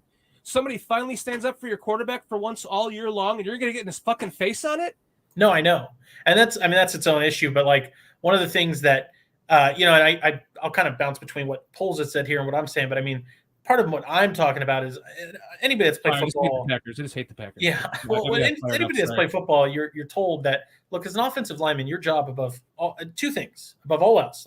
Do your job, make sure you make the blocks, but you keep your quarterback clean. That's number one. And you pick up the running back when they're down on the ground. Those are the first two rules you're taught. Keep your quarterback clean, pick up the running back. And you better damn well pick up the quarterback too, which also nobody did. Yeah, no, nobody. And this is the thing. Is look, and here's the thing. We're all going to make mistakes. You may get your quarterback killed a couple times when you mess up a block, but then you're there to pick his ass up, make sure it doesn't happen again. You get your head on straight and you figure it out. And there was just too many times. And this is, listen, I love Jason Peters. He's a Hall of Famer. Good guy, and even he, and I hate to put the negative on him, but he was a guy that routinely wouldn't pick up Justin Fields after the sack. And come on, man, you're the vet, you got to do that. I missed the player you said. Jason Peters. Yes, right. You're the vet. He's going to be in the Hall of Fame, and he's not picking up his rookie quarterback. Yeah, I noticed that too, and it really pissed me off too. We're going to hear a lot about this on Monday night. Because Steve's passion, speak the gospel. This is going to tune in for this, because I'm going to go on a rant about that. Yeah. So I mean, yeah, we'll and I know we've kind of kept it. We got off a little tangent here, but we'll go back to it. The last one I have here is, and this is a little bit of a different one. It's not so bad, but it's an interesting change, and there's a little bit of context that's important here. So Raiders in 2016. This was, for those looking for context, this was the year that Derek Carr looked like he was going to be an MVP, and then broke his leg at the end. But this was that year, the 2016 offensive line of the Raiders made nearly a 25%, 23.7 to be exact, of the entire team's salary cap allocation that season. That was the total, and that was 23.7%. The actual cap number was $37.5 million, which at the time was only second to the Vikings, who were spending almost 40, according to the contract. And that was Carr's rookie contract. Yes, well, that's where you're alluding to the difference there. In the beginning of that, at the first when you brought up the Packers, and I was mentioning that. Yeah, it's like, so now here you see them dumping all their money into their offensive line to protect their rookie quarterback who's on a rookie contract. Yes. Or not rookie quarterback, but their quarterback who's on a rookie contract. Well, and that's the difference. And that's what, I mean, Don is not here anymore, but that was kind of the idea of, that's what I think the Lions are trying to do is, let's build the line with all these great players, and then let's drop a rookie in. And that's great, but I wanted to show here, and this goes back to the idea that you can't afford to have your entire unit, as important as the offensive line is. And listen, I've given credence to that. I love what the Eagles have done. I mean, they're the team that's just a shining example, but you can't afford to give, even as important as the unit is to your success, 25% of the cap. And the reason I say that is you've hit it on the head, Shorty. Carr was on a rookie deal there, making pennies on the dollar, and they could afford to do this. But as soon as they had to keep up with the Joneses, as we had talked about earlier, this was the time when Garoppolo won 4 games in a row to end the season with the Niners. So he jumped, I think it was Rodgers, or maybe it was him, and then Ryan, and then Rodgers, and then Carr. Carr just jumped him. And it was that moment where Kelechi Osemele had to leave to go, I think it was to the Jets. Donald Penn ended up being released. They had to all of a sudden go cheaper. And what saved them a little bit is that Rodney Hudson was kind of their mainstay, expensive guy. They drafted Colton Miller. He became the cheap left tackle. Gabe Jackson was a guy that was so cheap at that point, but he became a real player for them. But this is an example where, look, you can't have both. You have your quarterback cheap, you can put the expensive line around him, or you can have your quarterback that's expensive but have the cheap offensive line that's a lot of drafted talent, guys coming up. And really, I want to hammer home the idea as we kind of close up this topic that you can't have 5 all-stars. So when you're sitting there and saying, well, why don't we go get J.C. Treader? And why aren't we the guys signing Teron Armstead? And why aren't we trading for, this right guard and blah, blah. It's like, because at the end of the day, you can only have a couple of these guys. Mm-hmm. And that's where you see Ryan Poles trying his best to go get a budget ad in Lucas Patrick while they're paying a Cody Whitehair. And Jenkins, I mean, people don't want to acknowledge this, but look, I mean, no, it's not first round talent money, but Jenkins is making a pretty penny because he was a high second rounder. So you're sitting there, you've allocated some money to these guys already. We can't sit here and afford to pay some of the all-star offensive linemen to come in, especially when the cap is in a bad situation where, yes, they have some money right now, and this is what we're going to talk about, but at the moment, there's not a ton of free cash to just go ahead and bring in all the best right guards and centers and tackles. It just doesn't work that way. And if you were to do that, and we're going on 7 or 6 years from this, from 2016, all those numbers are higher. So yes, they're all how much higher than would they be if you were to do that same scenario today? Oh, yeah. Osemele would be making $15 million, Yep. No, Hudson 10, So even more to the point, it's not a winning formula. I mean, it might be when you have a rookie contract, but even then, it'd be interesting to see who else they were paying on this team in that year, because I think that was the time that they had Crabtree. They had James Jones, maybe, defense. They definitely had Khalil Mack on the team. Khalil Mack trade was 2 years later, so they knew he was on a rookie deal still too. So Carr, this is Carr's still rookie season or rookie contract. So I mean, it's not sustainable. That's for sure. Yeah, well, and I mean, Bear True's hitting it right on the head here, and as I promise we're going to probably end this offensive line talk and get to the next topic, which is Roquan Smith. But this is what I don't mean to burst Bears fans' bubbles, but I really believe this is to be the truth.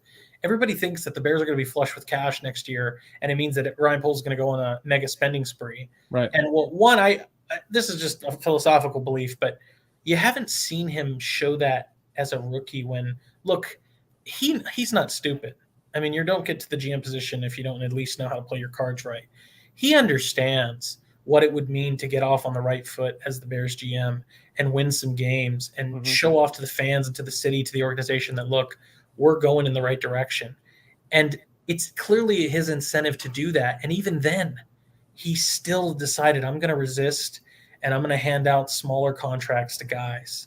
And I mean, even the big ones, like we saw, like Ogunjobi just didn't quite work out. And so it reverted back to like, okay, we're going to pay Justin Jones a modest amount, Kadeem Muhammad, Nick Morrow, Tavon Young, Lucas Patrick.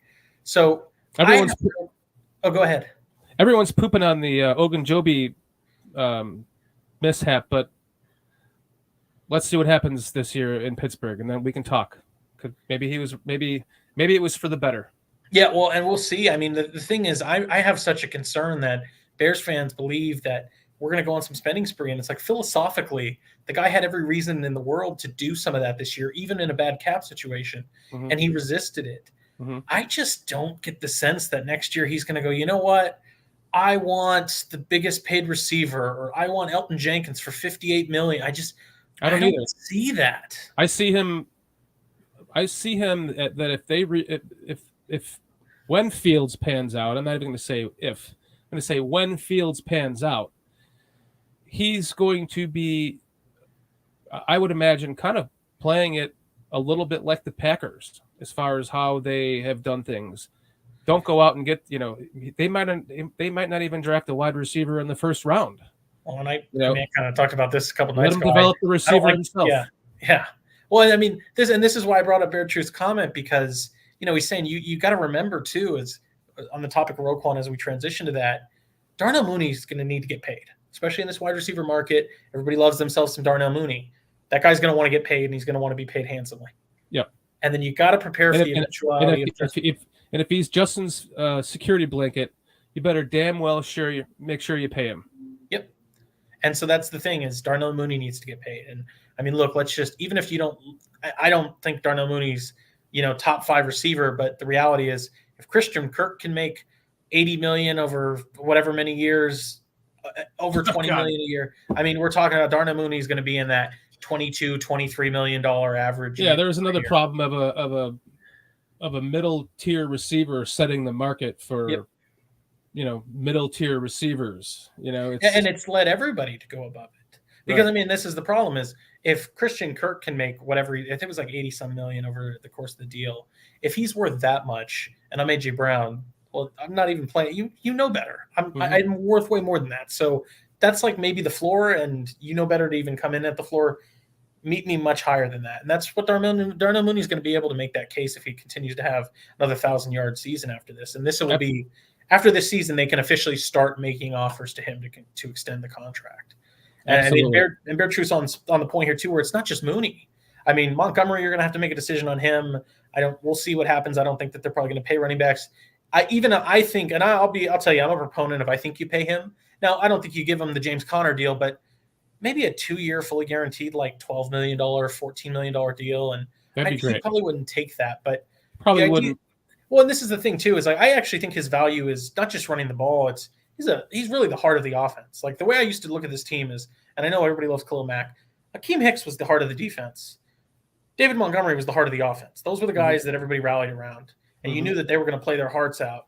And the situation here is that I think David Montgomery's role is just beyond the stats, beyond the running. It's leadership. But even then, you just go to the scheme and you realize this scheme does not pay running backs mega deals. Now, I guess Aaron Jones is an example where it did, but traditionally speaking, that Shanahan wide zone scheme, it's why you draft Treston Ebner in your first year, because it's always just draft a guy in the 4th or 5th and let's see if we can hit magic and get a cheap running back. And that's how, Trey Sermon was drafted last year. And God, the name is escaping me, but the young kid that actually played, Isaiah, was it Mitchell? Running back for what team? The Niners. Isaiah. I think it is Mitchell.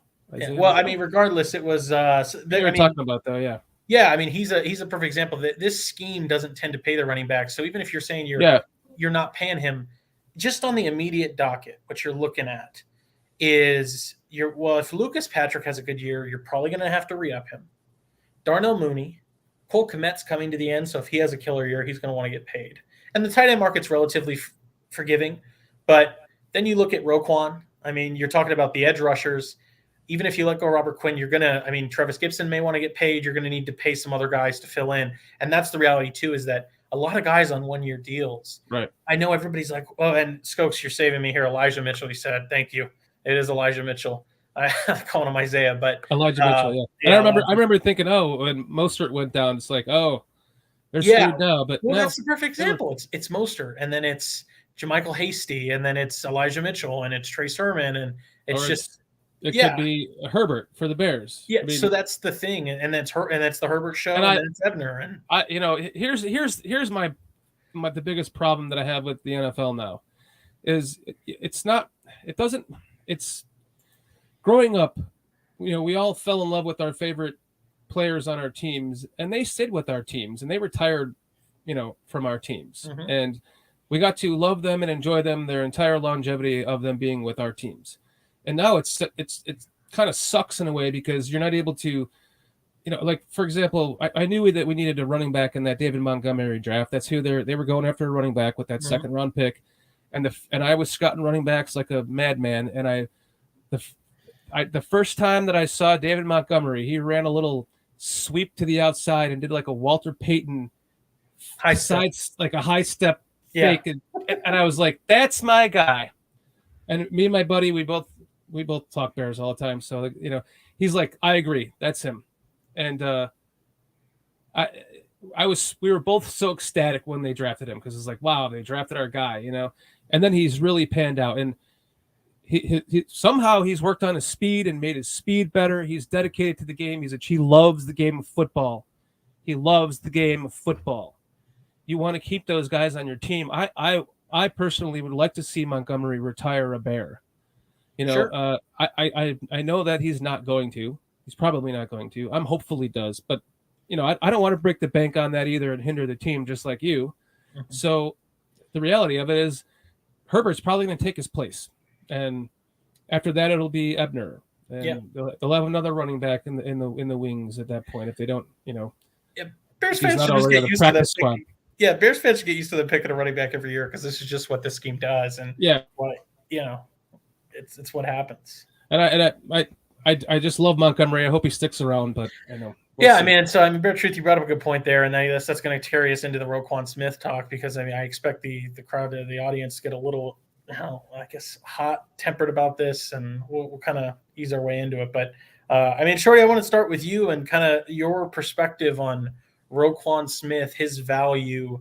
Presumably, and we can look it up, but Fred Warner and Darius Leonard, I think, are all making over $20 million a year. And I guess I'll lead you into it. I'll start you off here a little bit. My concern with the Roquan Smith extension, if it's going to get done, look, listen, let me be very clear. I think Roquan Smith's a very good player. I think he's got a role in this defense. I don't even think we've seen his top level play if he plays the way Darius Leonard can and things of that sort. But you're talking about a guy that, this is the problem I had with the extension, is we just waited too damn long. You had the opportunity to do it earlier. And usually this is the Dak Prescott thing. This is the Kirk Cousins thing. It happens everywhere. When you wait, you end up paying more money. And now that Warner and Leonard have been paid, Quan's going to, Bear Truth over here, Quan, my boy, Roquan's going to come in and say, look, I want more than those guys. And frankly, I have to be honest, I don't think he's Darius Leonard right now, and I don't think he's Fred Warner right now, but he's going to want to be paid like them. So let me ask you, what are your thoughts on a Roquan Smith extension, his value to the team, what he's worth, anything you want to talk about there?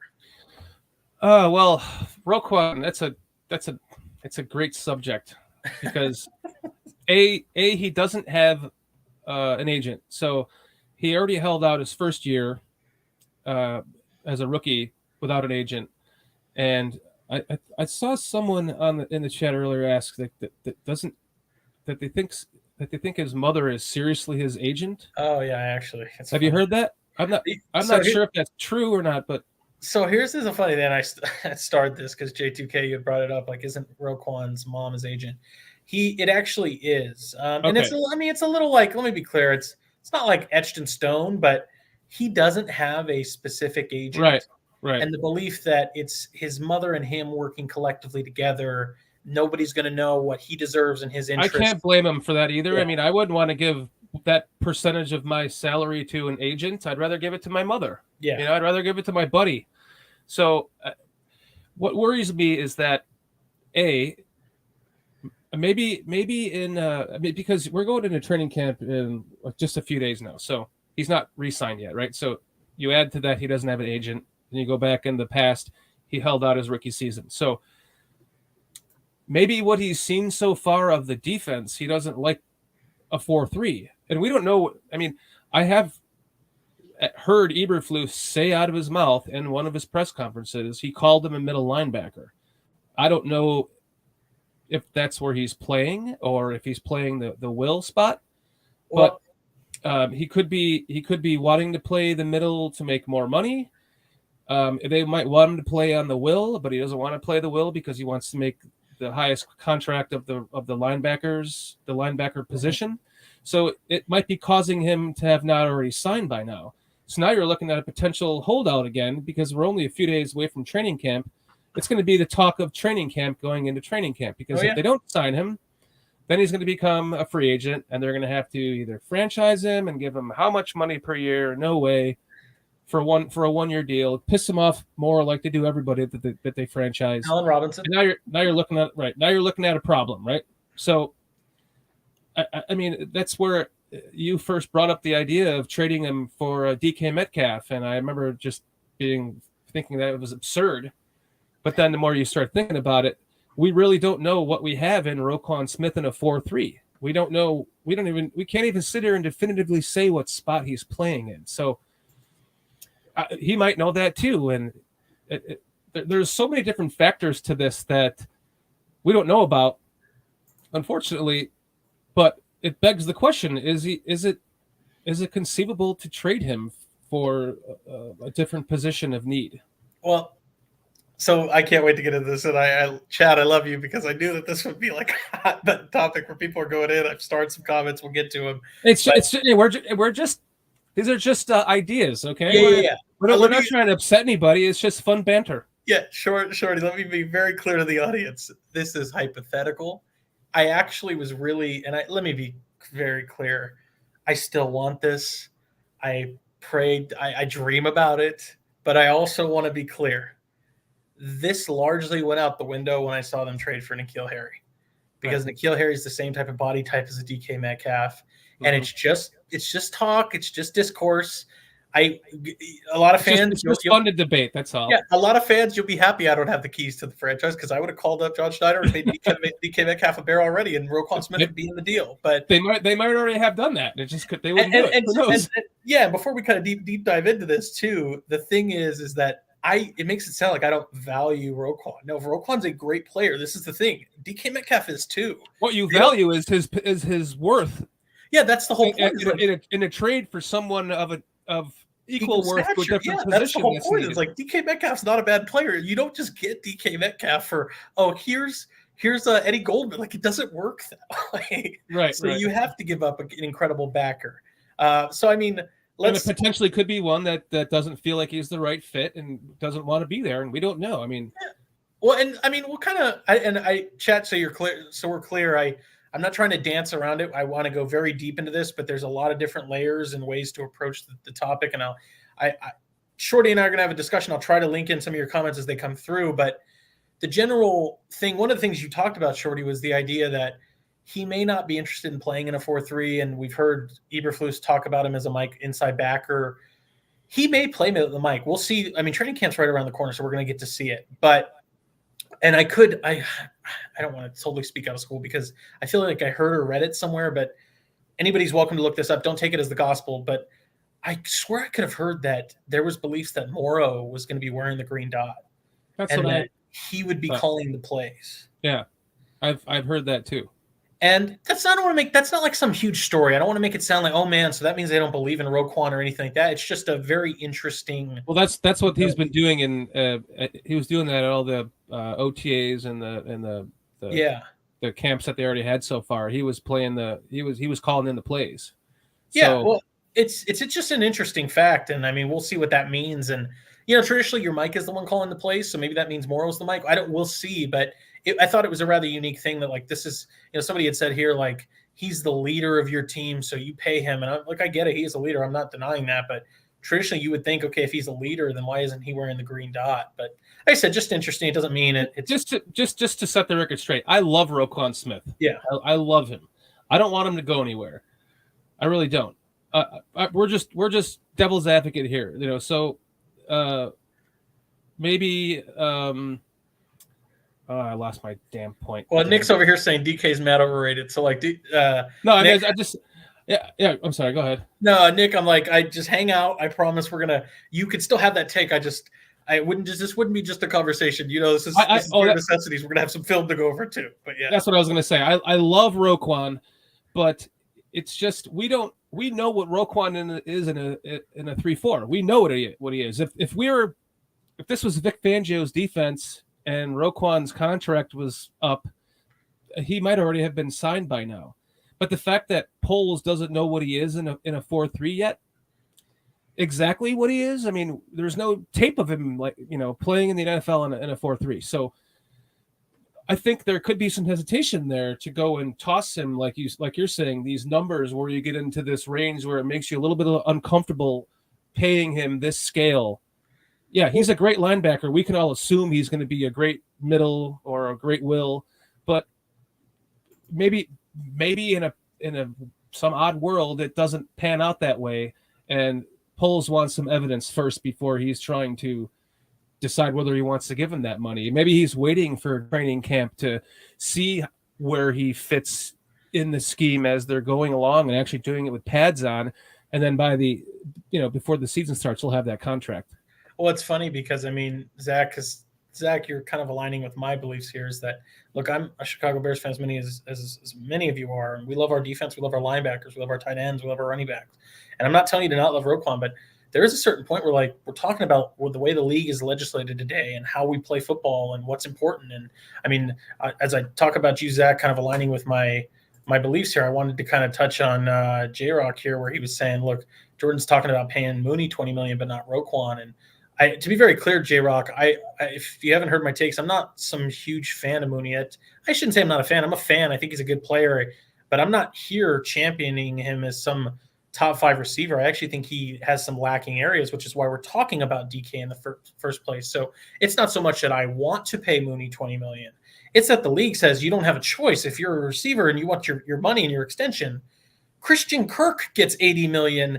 Mooney is more productive. He is going to get over 20, whether I like it or not. It's just the facts. Right. And this kind of leads me to a bigger point, and this is where I was saying, and I align with Zach, is whether we like it or not, we kind of have to get with the times that in this league that is played now, the way it's being legislated, the way it's being ruled, it's this general idea that you have to allocate your resources and your emphasis to the offense.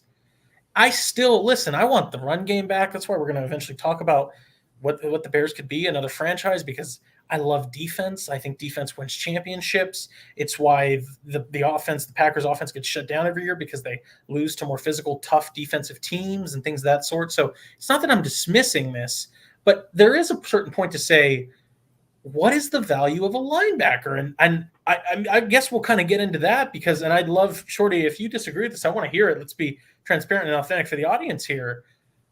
This is not going to go over well, but I'm honest. In today's NFL, I don't even like this fact. It's just what it is. The off-ball linebacker, in my opinion, is the least valuable position on the entire defensive field. It's just what it is. And I mean, that's a hot take. I'll expand upon it a little bit before I give you the floor, Shorty. But where that comes from to me is, look, we've had so long this belief that edge rusher is the most important position. It's why Myles Garrett, Nick Bosa, and Chase Young and all these guys go early on in the draft. So if we're conceding that the defensive front and that defensive line is so important in Ndamukong Suh, Gerald McCoy, Aaron Donald, even on the interior, Chris Jones, if we're conceding that the front is so important, I don't think I really need to make an argument about that. So now I just need to convince you on the back end. And now it becomes questions of, who are you trading 2 first-round picks for? You're trading 2 first-round picks for Jalen Ramsey. you're trading for Stephon Gilmore and Marcus Peters, and safeties are now becoming more and more valuable. It's why Tyrann Mathieu getting paid 3 years by New Orleans, and Marcus Williams is getting paid mega dollars by the Ravens, who don't usually hand out mega dollars. And so you're starting to see, and this is where the off-ball linebacker to me is becoming so, I don't want to say invaluable, but it's just becoming less valuable, because in this world of too high defense, where you have too high safeties, you have one less man in the box. And so this is a little counterintuitive, but in that world, it means that your linebackers in some ways are more important than ever, because you do not have a man in the box. So your linebackers that are there absolutely need to be able to fit the run and play coverage. Mm-hmm. But then this is the issue, and this is where that falls apart, as it sounds like I'm making the argument for the crowd. In the world that we're playing today, this is why you're seeing 3 safeties become so much more important in big nickel, because of the rise and prominence of 11 personnel, where we're rolling slot receivers out there. We are seeing the Dane Cruikshanks of the world and Derwin James, even though they have Derwin James and Nasir Adderley in LA, but they're drafting JT Woods in the 3rd round. It's why the Patriots have Adrian Phillips and Devin McCourty and God, who is the other safety that they just picked up? These teams are starting to stock more safeties and DBs. And the reason for that, specifically safeties, and this is why I think safeties are becoming more of an important position in the league, is those guys, whether we like it or not, most of them automatically are better in coverage than any linebacker just by their body specifications. Mm-hmm. They move a little smoother. And now you're trying to find safeties that can play the linebacker position. It's what Mark Barron did when he moved to linebacker. It's what Dale Buchanan did with the Cardinals. Mm-hmm. It's why Dane Cruikshank was the tight end eraser and played down in the box. It's what the defensive film I showed when Kari Willis was down in the box and Andrew Sendejo was most of the times.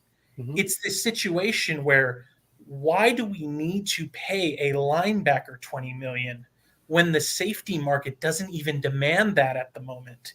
And I can ask those guys to fit the run and cover the middle of the field the way that this is the thing. And Roquan could do this. Let me be very clear. But in this world, it's easier to find a safety and cheaper to find a safety that can do this. Mm-hmm. Then I have to scour the ends of the earth to find Fred Warner, Roquan Smith, Darius Leonard, and that's really about it if we're talking just coverage. Demario Davis isn't some coverage monster. Devin White's not a coverage monster. They're very few and far between. So take that, chat, and understand. I just assigned Roquan Smith top 3 value in coverage linebackers. But that guy is going to command a massive amount of money to do his job, and I can find a safety to do it for much cheaper.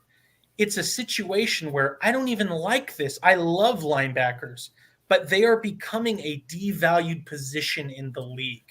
Well, you look at let's just talk about the size of them. Like Roquan Smith, his size in the league wouldn't even have, he would have been a 6th round draft pick or something based on his size. You look at like the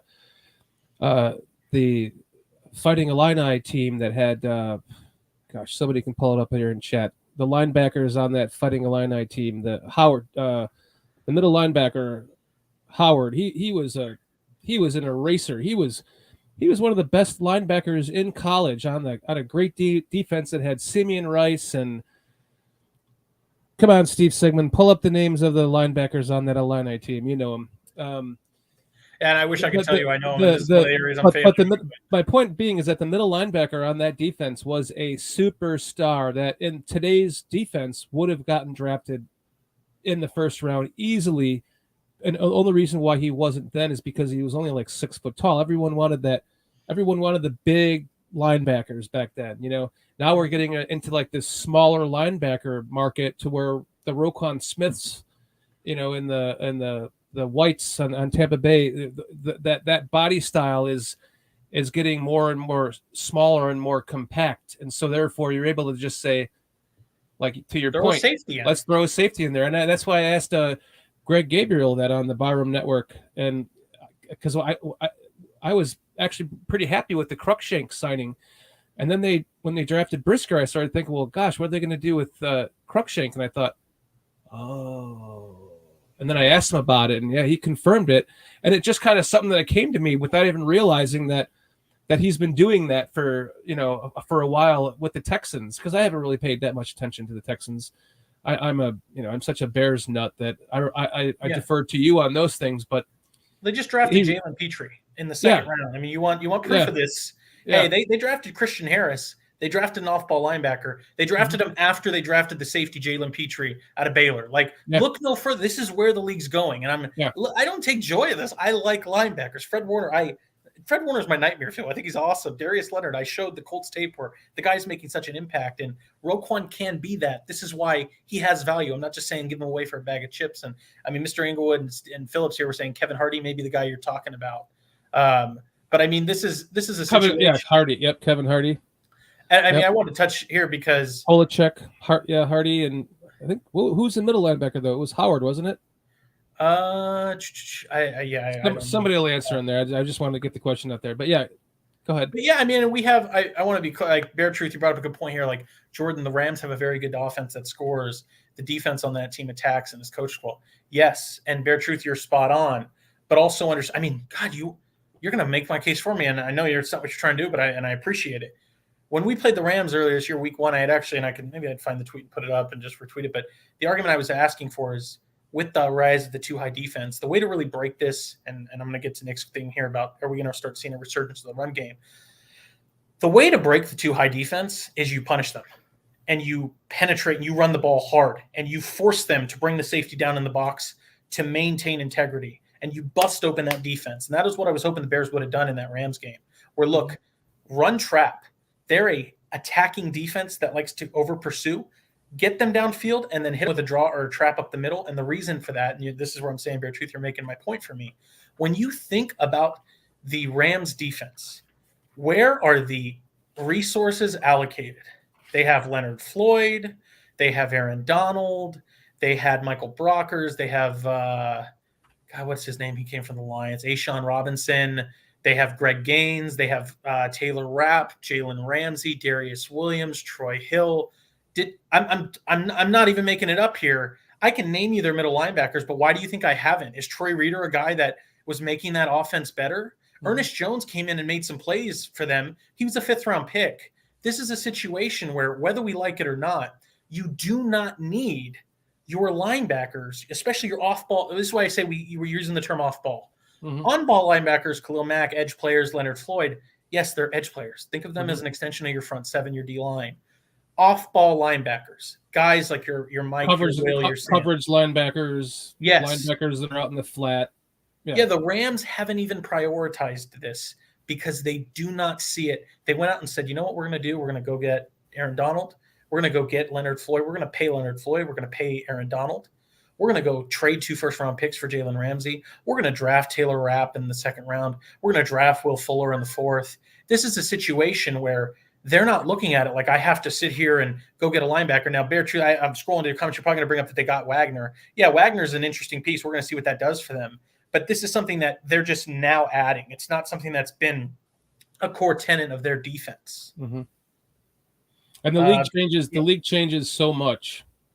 And this is where, I mean, Nick had brought up such a good point. He said, well, if more and more defenses are going smaller bodied with all these safeties, won't we see a sort of run game resurgence? Exactly. That's what I was just going to say. It's so, as we talked about last week, it's so cyclic. It's just going to, it's cyclical. Eventually we're going to go back to, Nick, 20 years ago. I'm fucking praying that they go back to a run game resurgence. This is what I mean. If you take it as like, I don't like linebackers or anything. No, don't misunderstand me. I like the run game. I'm literally begging. This is why why does Jordan love the Titans? Why does he like the Colts? Because they sit there and they pound you and punish you. You want to sit there and play too high? Watch Derrick Henry just eat you alive. Watch Jonathan Taylor eat you alive. We're going to beat the shit out of you and force you to bring that safety up. And then we're going to have Tannehill, or in this case, Matt Ryan this year, beat you over the top on play action. This is how to play. This is my ideal style of what the league should look like.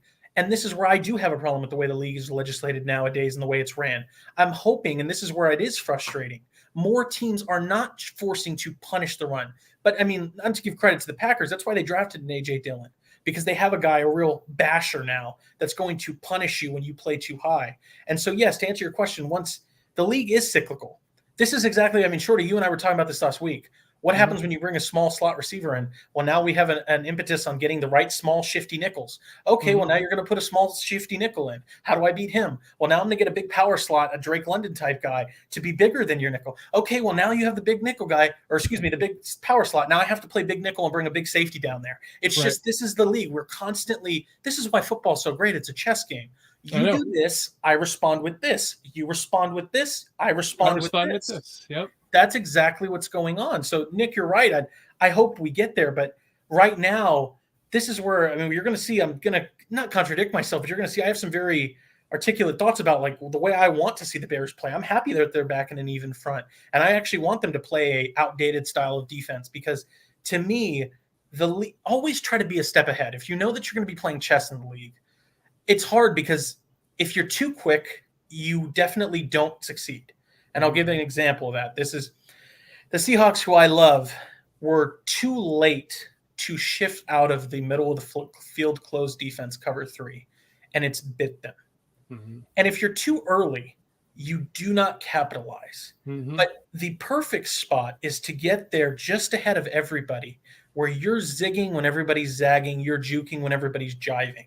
Right. And this is the idea of, I agree with you, Nick. I think eventually teams are going to get smart and go, look, we're not playing this game anymore. Everybody's playing too high. It's forcing us to dink and dunk the ball. You know what we'll do? We'll just bash you with the run so that we can get the explosive deep ball by bringing your safety down, and then we're going to hit you over the top. And then when you go back to too high, we're going to pound you with the ball, bring the safety down, hit you over the top. That's where I think we're heading next. So that's what I'm hoping we see with the Bears. Gosh, me too. One of the things I'm going to be talking about on Bears Country Podcast on Monday is kind of the different schemes of the outside zones and how you see different teams run them. And like the Rams, for example, compared to the Niners, compared to the Packers, with different backs, different skill sets, different wide receivers, the packages that they run out of. How many times are they in like a bunch set? How many times are they in a 5 wide? Things like that. Because it's fascinating, all the different variations that you even have within the scheme that they have, that the Bears are currently using. Yeah. So it could be, it's going to be a lot of fun to watch to see how it progresses, because they have Montgomery, but they don't have that, that big beastly. But of course, they could use Blasingame in that role too if they wanted to, I guess, somehow. But they're missing that big, pound it down your throat back that some of the teams have that run that scheme, that are fast enough, Yeah, well, and I mean, Montgomery, where there's an issue with Montgomery's game is that he doesn't have the long speed. But as far as a guy that'll punish you, great contact balance, breaks tackles. The Seahawks game? Yeah, wears you down. Like, this is a guy that can be that. And so, I mean, we have just a couple comments here, like Iceberg Slim. They had Von Miller too last year. Yeah, I mean, and Von's a great player, an edge rusher, though, not the traditional off-ball linebacker. Think Leonard, think White, think Levante David, think Fred Warner, think Roquan Smith, think Devondre Campbell, I'm just trying to jog my brain. Think Rashad Evans, Foye Oluokun. Those are guys that would be off-ball linebackers, not a Von Miller, not a Khalil Mack, not a Bosa, those guys. Right. I mean, yeah. So it's we have so much deeper to go here, but I just want to make sure I'm also paying some attention to the cracker, because I knew this would be an interesting topic. So you're saying, to that point, wouldn't it make sense to keep Roquan, Nick? And I think that's a good point. So let me try to tie this back in, and then we're going to expand it again and talk about DK Metcalf and things like that. I think Roquan Smith is a valuable player who can do some elite things. In a perfect world, I would have Roquan and DK. The argument is like, yeah, we all wish we could have our cake and eat it too. The argument is like, I really think the Bears need an X receiver, a go get a bucket, a for sure alpha, number one. And I talked about this last week, where even one of the more successful teams in the Bills said, we don't need it. We'll just have John Brown and Cole Beasley. And then they finally said, look, I can't do this. We got to go get Stephon Diggs. We need a number one receiver for our guy. And so if you don't think Darnell Mooney is, which I'm currently in that camp, nobody else has to be, then I wanted them to go get a number one. And the reality is, as much as I love Roquan Smith, like, they're not going to trade DK for Robert Quinn or Eddie Jackson, they're going to want a real valuable piece to make it worth it. And part of it is, I know nobody wants to hear this, the Bears would have to lose a little bit, because the league is not stupid. And John Schneider and Pete Carroll, are not stupid. They understand that our receiver is worth more in today's league. It's a more valuable asset than your linebacker. Now, I thought the Bears would have a very interesting argument to say with because a lot of people, if you don't know this, Sean Desai, our former defensive coordinator, is now the defensive coordinator of the Seahawks and the assistant head coach. He's likely the guy to follow Pete Carroll. Pete Carroll's the oldest coach in the league at the moment outside of Belichick. They are actually now finally realizing we cannot run middle of the field closed anymore. They want to transition to too high, middle of the field open Fangio scheme. They have their two safeties in Jamal Adams and Quandre Diggs. I thought this is what I think I was able to convince Shorty a little bit with is you really, as much as you're losing that argument of who's the more valuable piece, DK's worth more right now as a receiver than Roquan Smith. The one chip you have is, but wouldn't you, Sean Desai, like Roquan Smith? I mean, you coached him. You know how valuable he is to your 3-4 Fangio scheme. The grandfather Fangio himself picked Roquan Smith. Wouldn't this be your new Bobby Wagner for your scheme and restore defensive dominance in Seattle? That would maybe be enough to entice them to say, okay, we're not going to totally screw you and bend you over on the deal and ask you to give us Smith and 2 first-round picks. And you'd be able to maybe do it for a little more. Probably like a Smith and a third or something. Correct. That was kind of my idea. And I don't know if I want to even, a third I would probably do, but I'd have a hard time. I was in a perfect world. I'd hope to say, look, Roquan needs to get paid over 20. You're going to have to pay him 21, 22. DK, we're going to have to take him and we're going to have to immediately pay him 25 to 28. So we're both already kind of hurting because we have to pay these guys the money. But I have to pay more for your guy because he's a better asset. So you don't even have to pay that. I'll take care of it. You get the cheaper asset that's valuable to you. But right. Just to make sure we sweeten the deal, because I understand I'm getting a more valuable piece, even though Roquan's a killer, he's awesome. I'm going to have to give you something. And if that was a Robert Quinn, that'd be the super hey, you can take Smith and Quinn. But if it was a 4th, a 5th, something like that to get the deal done, to get a receiver for Justin, that is that Zach's comment, reallocate the resources to the offense. Well, there some of their argument to that might be that, hey, we need this wide receiver for the shitty quarterback play that we have right now. We're going to need the wide receiver to help make the quarterback better. So, yeah, it's not going to be Roquan in the 3rd. It's going to be Roquan in the 1st. Yeah. And the Bears are like, fuck that. And so, and Bear Truth here is bringing up a good point. I see us getting wide receiver through the draft, not giving up picks and paying for one. You're probably right, Bear Truth. Listen, I hope. Like I said, this probably won't happen now. We're just conjecture because the N'Keal Harry trade happened. But, you look here, Metcalf fits, but he's limited, and you got to pay Mooney. Bear Truth, again, I don't think Metcalf's coming here. This was a hope and a dream. But also, and I agree, paying Mooney and Metcalf gets too restrictive. But I do want to fight back a little bit, and this was Nick's earlier comment of DK is a limited person. I'm going to show you on film that it's not, because it's not your fault. Bears chat. A lot of football Twitter loves to roll with narratives. Justin Fields had a negative touchdown to interception ratio, so therefore he's a bust and he's going to throw the most interceptions. Oh boy! This is just DK Metcalf. That's where it comes from. He's 230 and he's fast, so that means he's not a good route runner. And I'll give you an example. Now I think I could back it up with tape. If you want to talk another area of Roquan's game, if I'm going to give him all the credit for being a great coverage linebacker, which, to be clear, is very important in today's game, playing those hook zones, taking away the middle of the field and robbing those middle crossers and digs and all that.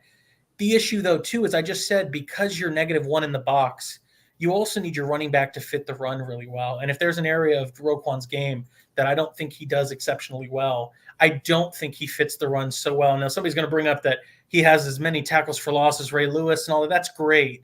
And a lot of that's done with creative scheming, and that's the whole idea. That's why on a separate topic, I think secondary is more important than the front because you can manufacture pressure. But it's not that Roquan Smith's 58th best in the – I didn't realize I'm thinking of his number, so I'm saying 58th pun there. But he's not the 58th best or worst run defender. He can fit the run, but the issue is that – and I'm telling you, I urge everybody, go watch the tape. He struggles to shed blocks when a lineman gets their hands on him. Mm-hmm. And that's an issue too, is that if we're going to rely on our linebacker and pay him $20 million, and this is why I'm not expecting, especially if they put him in the middle, right? Yeah, well, and I'm not expecting anybody to agree with me on this, but this is an issue.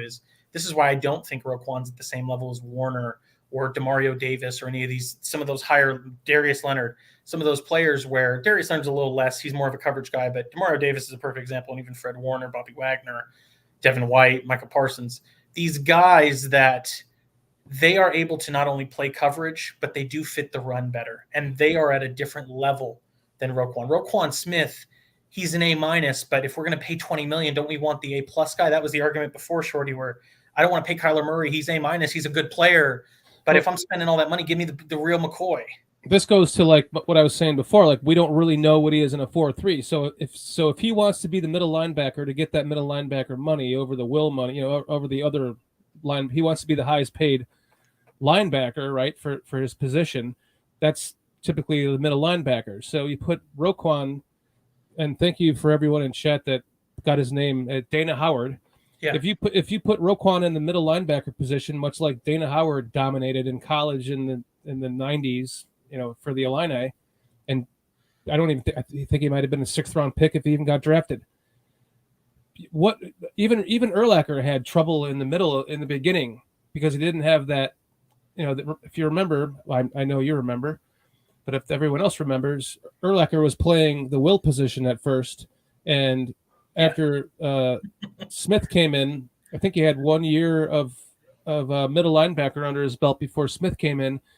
And then Smith was unsure if he was going to be a solid middle linebacker for him. He wasn't convinced. They were going to trade him. Right. So it took him a little while to shed those blocks, which is why they thought about trading him.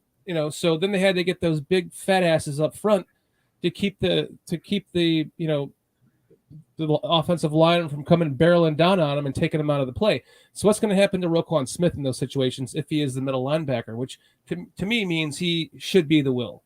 So that's where you start getting into all these different scenarios of what if, like what is he in a 4-3, and does he want the middle linebacker money in the 4-3, or does he want the will linebacker money in a 4-3? Both unproven. So now it comes down to... One thing we know is it's for sure going to be over 20. Like, we know that for sure. It's going to be. Yeah, for sure. Unless, I don't know, his mother and him don't work out a good deal. And fine, if you want to pay him $18 million, then it's cool, dude. I'm all in. Like, let's do it. One last thing I wanted to add to the DK Metcalf trade part of this is I heard... I'm just, a Bears fan paying attention to every single thing, but I'm not like an expert. But I remember hearing at some point that DK Metcalf, and I said this to you when you first brought up the tweet, I don't think he wants to play in cold weather. That's why he wants out of Seattle, because even Seattle is still cold. It does snow there. It's not. I mean, it snowed when we played there. Right. So he grew up, his dad playing for the Bears in Chicago. Maybe he doesn't want to be in the cold, so these are all things you have to take into consideration when trading for him. If he would prefer not to play in a cold stadium, especially, or in cold weather, especially in Chicago cold weather, or playing Green Bay once in that cold weather, potentially, maybe he just doesn't want that. So yeah, but it's all just fun speculation to even talk about the trade in the beginning. Exactly. So, like, that's the good news. Like I said, the chat should be happy. I don't have the ability to trade Roquan. It's not going to happen. We're probably going to pay him. And let me be very clear. Like, somebody was saying, like, hey, they move Warner around, but Roquan Smith's leverage is better, and that Urlacher and Ray Lewis weren't good at fitting the run. I even agree with that. And look no further than, I'm telling you, a guy like Demario Davis and Devin White are good at blitzing and fitting the run and creating pressure, and Micah Parsons. I can actually show you linebackers that specialize in coverage that are worth their money. Darius Leonard being one of them. He's a guy that doesn't particularly fit the run so well, and he's got better chops than people give him credit for. And I think he's worth every penny that he's making. I don't know, maybe I don't feel that, because again, I think it's hard to justify paying. And this is a separate thing that we're going to get into is there a number in your head that you think is the right number to pay somebody before it starts getting too antsy? And I mean, this is the thing. Leonard's a good example, though. I actually think Roquan Smith can be Darius Leonard. Now, the thing that people don't realize, and this is where, like, Cornelius Squalls was saying, Urlacher used to cause havoc when he dropped down the seams in the Tampa 2. The issue is, and this is, look no further than Nakobe Dean, who I know had a shoulder issue coming out this year, which caused him to drop to the 3rd round. But the reality is Urlacher's a very different specimen. He's 6'4". Roquan Smith is not some super lengthy backer. And that's the thing that's different. Warner is. Leonard is. Leonard actually has these humongous long arms. So it's this situation where you have a more compact linebacker. So yes, he wins with his instincts and he plays good coverage. But some of that is limiting where he doesn't have the physical specimen that you're looking for. So it's unique, but this is what I'm saying. It's speculative, and we're going to go deeper into like I really want to show too why people are like, oh, DK Metcalf's limited. I want to show it's not the case, but I think that the good news is either way you go, I think you're keeping or sending off a good player for another good player. But Roquan, I think he should get paid. I don't know. The number is really my issue at the moment. I know, and that's the problem is that, there's nothing we can do about it. All the numbers are going to keep climbing and climbing for all these positions, especially safety now that we've been talking about that, well, not because we were talking about that, but, that's eventually going to start to happen too. You're going to start to see the cyclical. They're already right? starting to get paid more. Exactly. So now you're at this point where it's like, I don't know. Hampering the team with paying anyone that much money just sucks, right? So it does suck. Like that's the chess game of it. That's the chess game part of it. You have to figure out who to pay, how to keep. Somehow the Rams are doing. I don't know. I mean, they tore up the salary cap. Said, we're not playing by these rules. I don't know how they're doing it, but I do know how they're doing it. They're going to pay for it in the end. And like 3 years, they're going to be so irrelevant. Yeah. That nobody's going to be talking about him anymore. And maybe they're smart enough to trade some assets and rebuild it quickly again, but it's going to take that. They do. And I mean, that's a whole separate topic. And maybe we'll do it because I like talking about the Rams. I think they're one of one. And I wouldn't even I would never encourage a single other team. Well, they're the ones that are changing the narrative and the whole trade. Well, this is the thing. I would not encourage a single team. And it's funny because the Bears tried to copy the Rams. It didn't work. I would not encourage a single team to run business like the Rams do. I think it's a very nuanced way of doing it. And I mean, just like a brief talking point is we ask like, how are they able to pay these players and stuff is, well, I mean, people forget OBJ was there for like $1 million last year. And they actually got Stafford on the cheap end of the back end of his deal when he wasn't being paid a lot. Now they've had to re-up him. That's where they draft. Yeah, well, they draft their starting safety in the 4th round, and they draft Ernest Jones in the 5th, and they draft Greg Gaines in the 3rd. And so they have a lot of key role players that aren't these highly paid players. What they've really tried to do, and this is very hard, it's why I don't suggest it. What the Rams have done is find a way to build their team around a few tent poles.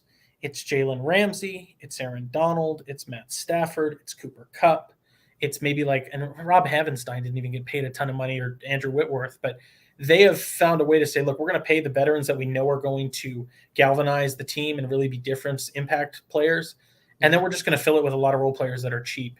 And that's great if you can do it and stick the landing, but it's very hard because you end up paying a Khalil Mack and he gets hurt, and now all that money is going to him and it's not worth it. And that's the dangerous part about it. Right. And luckily they haven't really had to deal with too many of those injuries, but eventually the contracts, they're going to have to start renegotiating them and then stretching those contracts out to longer so that they're paying that same contract for longer, and then that's going to eventually start to hamper the team because then they're going to owe that money on the back end, and then they're going to have to cut them and then bite it or trade them and hope somebody picks up the remaining. So at some point they're going to be screwed, but they're living the life right now, that's for sure. Yeah. Well, and Bear Truth, I want to kind of highlight you here because I really think you've really hit my sentiment. We're simpatico on this.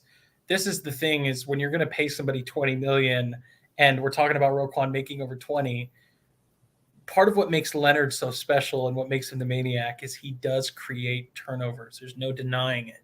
And that's where, if we're paying a player a certain amount of money, this is where the Rams thing works, is they have to be difference makers. You have to look at that player and say, without a shred of a doubt, I don't even think twice. I know he's worth the money I'm paying him. And this is going to kind of lead us to our next segment before we start talking DK Metcalf a little deeper.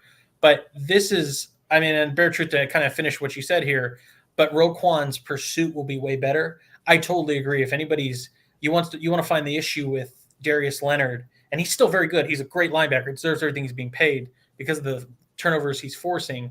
If you go back and watch the defensive scouting I did on Eberflus's defense 2 weeks ago, there's actually quite a few plays where Darius Leonard's not in the right position and Gronk's catching a seam ball. The RPO is landing to Mark Andrews.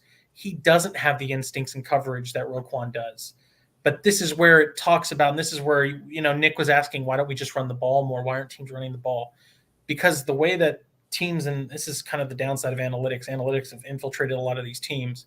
The reason the ball isn't being run more is because they statistically and analytically, passing causes more explosive plays. It's we're in the cyclical, the peak of the cyclical point, and now it's going to get back to running again. Yeah, it went from running to passing, passing.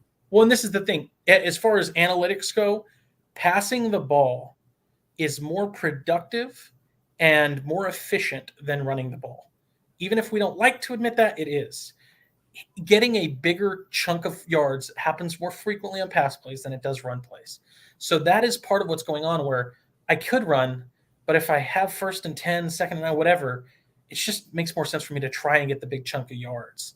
And so that's really what the issue is here, is that you're starting to see on defense, and this is where the problem is I want the chunk play on offense. I want the bigger play than the run play. Well, on defense, your pursuit can be great and you can play good coverage. And in some ways, yes, you're covering and you're stopping the big play from happening. That's very important. But you know what's better than stopping the big play? Making the big play and forcing the turnover. Right. And that's why as much, and that's why I love Roquan. I've literally called him a top 3 coverage linebacker in the league. But that's where a guy like Leonard, to me, is a better linebacker and worth more. Because if we're talking about their superpowers, their traits that they bring to the table, yeah, Roquan's awesome for being able to stop the big play. And yeah, maybe Darius Leonard gives up more big plays than Roquan, but also Darius Leonard gives me the ball back way more than Roquan does, and that matters a lot. And Darius Leonard is also playing in a different defensive scheme that he's established in. Yeah. Where Roquan is coming from a 3-4 that he was established in, and now we're going to a 4-3. It's just Darius Leonard. He plays. He's a middle linebacker, right? Isn't he? Darius Leonard's a will. Okay, that's what I thought he was. They're middle linebackers. For some reason, my brain was going back to will. For some reason, no, he's a will. He's a will. Yeah, they're Mike linebackers. Bobby Okereke. Okay, right. Yeah. Sorry. So, go ahead. No, I'm just saying. He hasn't. He's not proven in that yet. We assume he can play that. I'm not saying he can't. I think he can, but. Well, and this is the thing, like Cornelius was saying, Leonard's a product of Fluce's defense. 100%. I totally think he is. Now, I don't think that's harsh to say. Like, that's like saying, well, Deshaun Watson was only good because of Bill O'Brien. Like, no, players are good, and Darius Leonard's a good player. But yes, I think he was shined up and utilized the best in Eberflus's defense. And Eberflus is a linebacker whisperer of sorts. So, I'm not. I think he's going to do great things with Roquan. I really do. I do too. I mean, I'm really excited actually to see what plus Peanut Tillman's coming in, and he's going to be coming in training camp, and hopefully showing Roquan the peanut punch. Right. Hopefully he gets that down, and he's doing that just like Leonard is, and we're talking it's worth the $25 million a year he's getting. Yeah, and listen, like, let me be very clear. If he starts punching the ball out and intercepting and robbing routes like Leonard is, and he starts looking like the maniac, dude, pay him 25. Just be an impact player, because listen, like, that's the whole idea, is when Eddie Jackson was in his rare form of just taking the ball away, think about it. That was the most valuable player on the team, because any moment you could have the ball being given back to your offense. If that is what Roquan Smith's doing, pay him the ransom. I don't give a shit. And that's the thing, is like, so the Swalls, I think that's a little bit short-sighted, but I think it's true. I think Leonard was shined up. I think Smith will be. Simon, you were saying, like, Smith's eyes and shifting, though. You can watch him in game play and see he's going to stick a tackle. Yeah. I mean, Simon, to show you that I'm not just spewing stuff here. I mean, the play that sticks in my mind of Roquan was against the Cardinals, where I talk about Kyler's got amazing acceleration. He gets to the corner better than anybody. And Roquan tracked him from the middle of the field and corralled him out to make sure that he kept contained and did not let Murray break away. That's special lateral agility that Roquan shows. That's why he is worth this big payday. And that's where I want to remind everybody, we're talking in conjecture. Yes, if you put a gun to my head, I have to be honest. The more valuable position is DK, and I'm going to show you why I think DK would be the guy. But I also am honest. That's not going to happen, and I'm not mad about it. Roquan's a good player. I think Roquan's going to be awesome. Me too. The point of the conversation is just the fun debate that it brings about talking about it. Which is why, I don't even know how many minutes we're into the topic, but I promise we're like trying to work through it, but it's so dense, so that's why I love it. I mean, Nick's talking here like what about Nick, to answer your question, you were saying, but if we're all just looking for the chunk play and passing, wouldn't that cause more 3 and outs if the team stinks? I mean, you'd think, right? But let me give you an example of a team that didn't have it all together last year, and their coach said, yeah, cool, 3 and outs sound cool, but you know what? I'm Brandon Staley, and we're just going to go for it on 4th down all the time. I mean, that's the thing is like, you would think, I agree with you, Nick, most of the time, if your team doesn't do well, like the Nagy offense you were saying, like our pass offense the last 3 years, then it just leads to 30 and outs.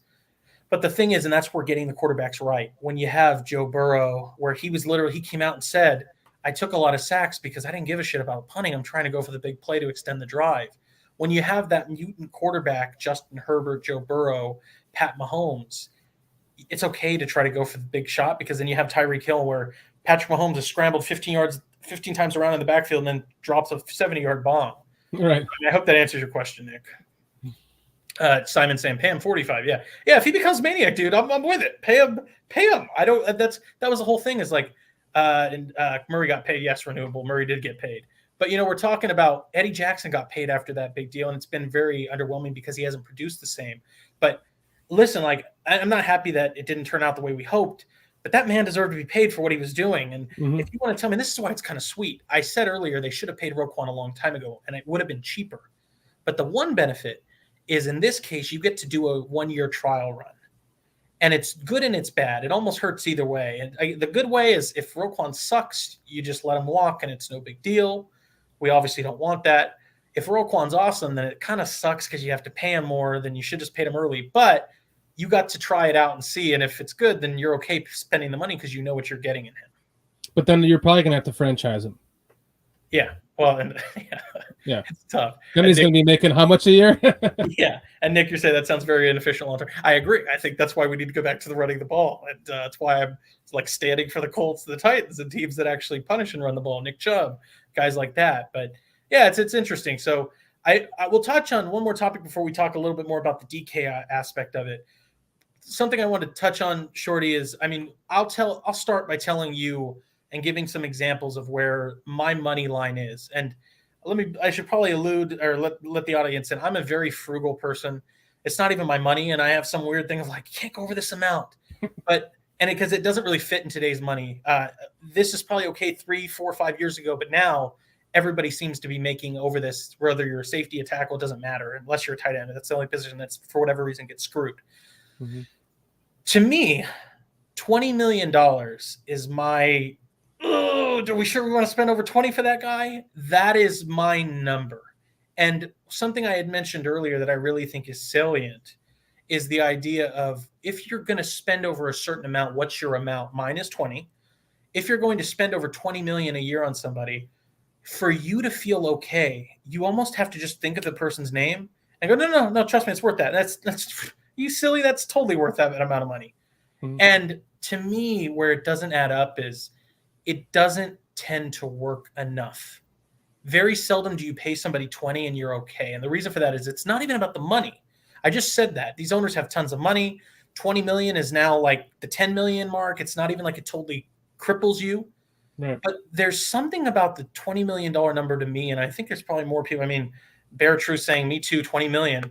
It seems like it's a lot more people around that number. For whatever reason, that $20 million number. Can I give you an example why? Yeah. Because anytime you've seen anyone hit the $20 million mark on your favorite team, you've realized that was a big mistake, right? This is exactly Shorty. You're right on point. Mac. Every time we've paid somebody that much, it has been a mistake. Well, and this is the thing, Shorty, you're so spot on, because that's what I was getting to. To me, what the issue with the $20 million mark a year is that it's not even if you're a good player or how much the money is, because usually the team can afford it and it's okay. There's a certain level of expectations that $20 million means that you're this type of player. $20 million for Mac means you play like Aaron Donald. At least the same way you did in his very first game against the Packers, or at least 70, 80%, 90% of that, right? That's what that $20 million value is. You want 2 sacks a game, you want a strip fumble maybe every other game or something. You want, and that's you're getting to my point. That's so unrealistic. It's not fair to put that expectation on a player. But this is where bare truth. You're saying, well, when you pay that, you better be like a really good player, right? I agree. And this is the thing. They are good players that are making $20 million. They are actually really good. But for whatever reason, the expectations, it's like a shadow that you can never outrun. The perfect example of this, and there's many we can just go to, but the one that sticks out in my brain, Amari Cooper got a 5-year, $100 million deal to be the wide receiver 1 for their young quarterback, Dak Prescott. Amari Cooper's not a bad player. He's a freaking really good receiver. And even him, because he's not top 5, Jamar Chase, Justin Jefferson, I don't even want to say totally DK, but like undeniable, freaky, oh my God player. Mm-hmm. The Cowboys were like, look, dude, I can't. I'd rather ship you off for a 5th-round pick than pay you $20 million this year because it's $20. Yeah, I'd rather, because that's how it feels when you're that's playing $20 to them. Yeah, yeah, it's $20 to them. I can't pay you your $20 million, even though you're a really good player. I'd just ship you off for a 5th round because I'd rather spend the money elsewhere, and I'll just roll with not Cedric Wilson, but CeeDee Lamb and Michael Gallup, and then they drafted the kid out of South Alabama, Jalen Tolbert.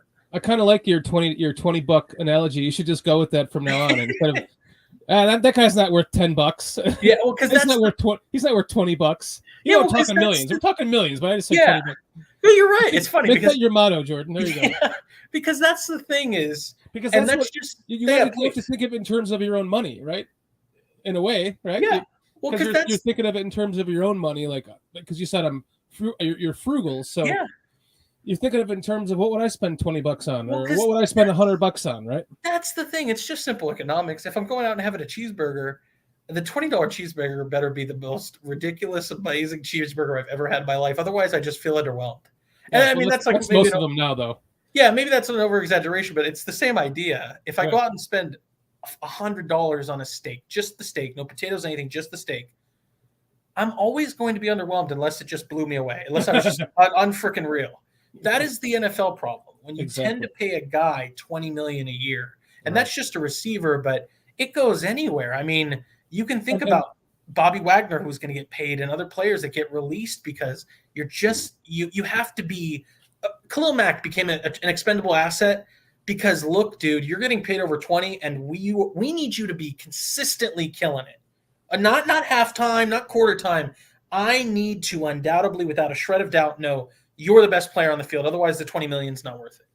And here's the thing that's kind of when the league switched over from the 1st round pick in the draft that got the $85 million contract, you know how it used to work, and then they switched over to the current way that they do it.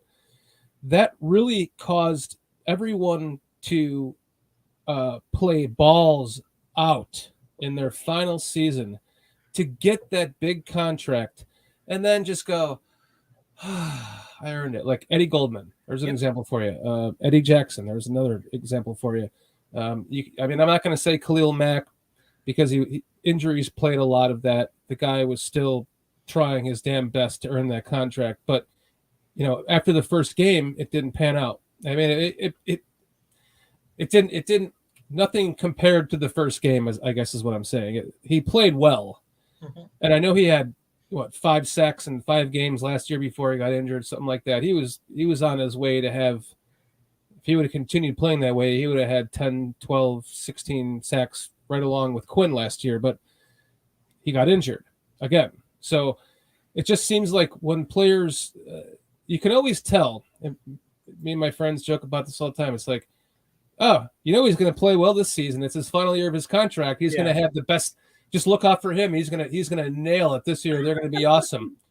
And then he gets that big contract, and then they're just never quite the same. You know. And Steve says here, and like Steve, I'm not totally denying that. Like, pay him, he'll get better. This is the kind of guy he is. A football player, appreciation goes a long way. I'm with it. I get it. I'm not against players. Pay them. They deserve it. They don't have a big window to get paid. That was part of the disrespect with Allen Robinson. Is the guy did so much for you, and at some point you just pay him. But you know, it's. The thing is, and Steve, I'm not advocating this. I'm not saying this would happen. I'm sure Roquan's a great dude, good leader. He'd may get better after paying him. It's just this feeling of, it's always this level of potential remorse. And that's where this is where the whole conversation with Shorty and I originally started with the whole DK Metcalf thing is, if I have to pay $20 million to a guy, I'm just worried that I'm going to pay $20 million to a position that's less valuable in today's NFL, and he's not going to create the turnovers. And am I going to be left feeling remorseful? And real quick, DK Metcalf may leave me feeling the same way, but I'm going to show where DK Metcalf makes his presence felt more frequently than a linebacker does. Before you do that, just to end with, yeah. God, I lost my point. Never mind. Let's go. No, and I'm sorry. We'll circle around a little bit because now I feel bad. I made you lose your thought. But this was Steve just saying, like, Roquan, pay Allen Robinson, pay Roquan. They'll be worth it. And my thing is, I'm not against paying over 20, but I just feel like that's the number. I mean, I guess I never asked you, Shorty. Oh, that's what I was going to say. What's your number? Well, what I was going to say, my lost train of thought was back to the whole different scheme. I mean, you're going from a 4-3 to a 4-3. Now you're expected to pay him for his 4-3 work, right? So that gets a little weird, a little iffy for me. I don't expect him to not be great. I think he transcends either defensive style, but just going into a different defense, and that's the time you have to pay him that big contract without fully knowing he's your Lance Briggs or he's your Robert or your Brooks from Tampa Bay back in the day. Derek Brooks, Derek Brooks. Thank you. God, I'm getting old, Jordan. No, you're okay. I used to be able to just spit shit off the top of my head. No, it's late. I know it's so late for you. We're gonna wrap this up here in the next 30. But yeah. But just to end the point to that, it's just like that's my biggest fear is that you just don't know. You're paying someone to play in a defense. You're paying him huge money to play in a defense he hasn't played in. So that's my only fear. That being said, I don't think he's going to be bad at it. But you're just going to go handing him. Honestly, Jordan, I haven't looked at really what the going rate is for, because you have to compare the differences between Will and Middle, right? So Will and Sam. So what's the highest paid Sam? What's the highest paid Will? Where is he playing? Well, is he playing Middle? Is he playing Will? But you're going to pay him Sam money to keep him. Well, and that's why it's so this is a total, I promise we're not going to spend more than a minute and a half here because this is a whole separate topic, but this is the Kyle Pitts argument is he's a tight end. Tight ends get shafted on their pay. George Kittle's awesome. He doesn't get paid enough. And that guy, Kyle Pitts, is more built like a receiver. He should kind of argue the Jimmy Graham thing when Jimmy Graham is trying to argue, pay me like a receiver. Don't pay me like a tight end. And that's really what matters is I think on a personal level, the 20 millions, that's the number to me that I can't seem to get over, but I totally agree with you. It depends on the position. Tight ends don't make a lot. So, David Njoku got quite a big deal. I don't know the terms off the top of my head. But, if it's David Njoku. It was too much. It was too much for his production. So that's a good example. And it wasn't even $20 million a year, but that's an argument of see, that's too much. You don't pay a tight end. So it just depends on the position. But to me, I think the $20 million mark is not sacred. Like I said, in today's NFL, it shouldn't be. But that's the one where expectations tend to race faster than production. And it leads to this angst of feeling like that guy's not producing enough and fans aren't happy. And then there's criticism from the media. And, well, damn, they could afford to go get this free agent if they weren't paying Roquan, who's underperforming. That's the Eddie Jackson thing. Eddie Jackson's making almost 10 or 4, maybe it's 14% of the cap. He's getting paid a decent chunk this year. So, and I think 14 I think I may be doubling that. I think it's like 7 or 8 for a guy that hasn't performed. And we talked about Cody Whitehair, a guy that's making 13 million. Another one. He got his contract and fell off the map. Exactly. So yeah, it's tough. I mean, I don't want to pretend to say that it's some easy calculation. I guess let me finish here with, I'll lead the audience into something that I admittedly, it's already running late. We're not going to do this topic tonight, but we were originally going to do a topic of, could the Bears, I talked last week about, could they be resembling what the Bills are building? I have a dream scenario related to DK Metcalf, related to Montgomery, and who Russell Wilson is, who Justin Fields is. I'm giving a little bit of a hint away that I think that the Bears could, in many ways, we talk about avenues on how you're building the team. I think I expressed well off last week that there's an avenue to build like the way the Bills are doing it. I actually think the Bears are very, very similar to the Legion of Boom early Super Bowl era Seahawks with Pete Carroll. And that's going to be something that we talk about in the future. We were going to do it tonight. I mean, J-Rock saying it's supposed to be a late show. I get it, but Shorty, you're in Atlanta. It's East Coast time where you are, so it's like literally 1:30 over there. So I have to wrap up soon because I don't want to kill him. I know we've been going late, but we're having a great conversation. It's awesome to talk to you. We have a great banter back and forth. We got a lot of healthy chat questions and stuff in here. It's easy to get consumed with time, you know. Yes, I and know you wanted to do a whole DK segment on that. Yeah. So we're gonna do the DK film because I cut that up, but I just want to let everybody know we won't do this tonight. But if you're interested, drop the feedback. I can do a deeper dive on how I think the Bears, with a couple moves, DK being one of them, could be very similar to the Seahawks. And let me just put it this way. There's parallels between the quarterbacks, between the running backs, between the coaches, between the schemes, between the offensive lines, between the eras, between where we're at. I'm not exaggerating there. Shorty's heard it all before, but there's literally, it's that granular of the different areas and different layers to the topic about them resembling what the Seahawks were in their heyday. So we'll talk about that probably next week if there's enough interest in the chat from it. You can drop your feedback there, email or Twitter about it. But I did want to touch on DK, and I'll just show some of those starred comments because, I mean, we had Nick earlier. Nick, I'm not like razzing you. It was an opinion. It's fine. But you were saying just because DK's fast, it doesn't mean he's the best receiver in the league. I agree. That's why I don't think Tyreek Hill's the best receiver in the league. His route running is average at best. I do take umbrage with that. I'll show you. And all he's good for is go balls and out routes. I also take umbrage with that because Russ can't see him. Oh, no, you're in for it now, Nick. Yeah. And Nick, I kind of agree. Like, Russ doesn't see well over the middle. That's 100% true. But I wanted to really show this, and you didn't prompt this. I had obviously all of this cut up beforehand. But part of the DK situation, and we're going to kind of go into some film here, now this one, and I promise I have much longer video, but this is kind of one of those epic moonshots from DK, and this is just an example. One of the arguments I had with Darnell Mooney is that I didn't feel like Darnell Mooney wins at the catch point enough. I want a receiver for Justin Fields that attacks at the catch point, secures tough catches and contested catches. I actually think that N'Keal Harry was brought in for that role, so that's why some of this is no longer valid, but we'll see. I mean, we'll see. N'Keal Harry has to prove it. He hasn't earned anything, but let's see if he can be that guy. But I certainly think that's why they brought a guy like him in, to be a physical player at the catch point. That I love Darnell Mooney. That's just not his game.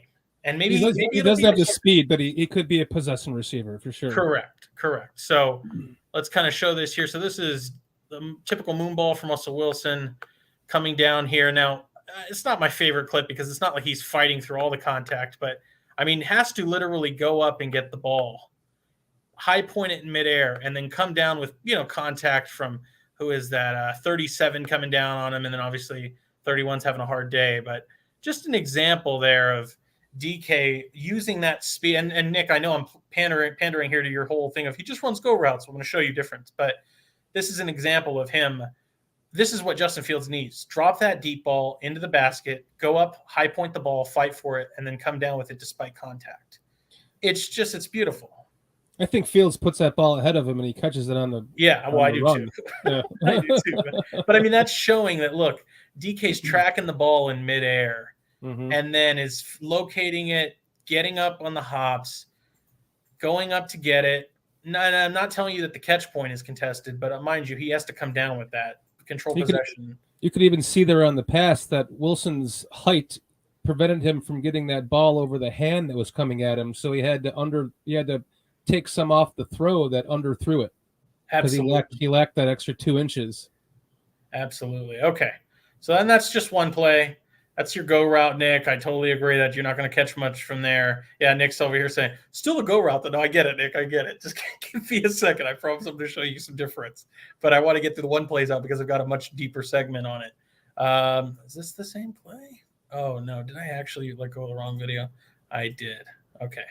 So give me a second. As I let this play, I accidentally removed the right DK Metcalf video.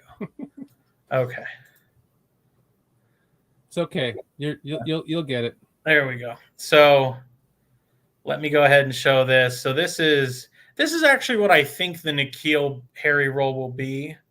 But yeah. And Nick's over here, and I know, Nick, you're not a DK Metcalf. You're like, let's see him beat someone in coverage.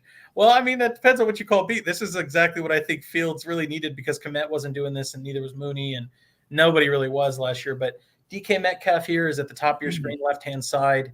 He's the X on the backhand side of the play. Well, I guess he's not an X, he's off ball, but he is the backside receiver all by himself.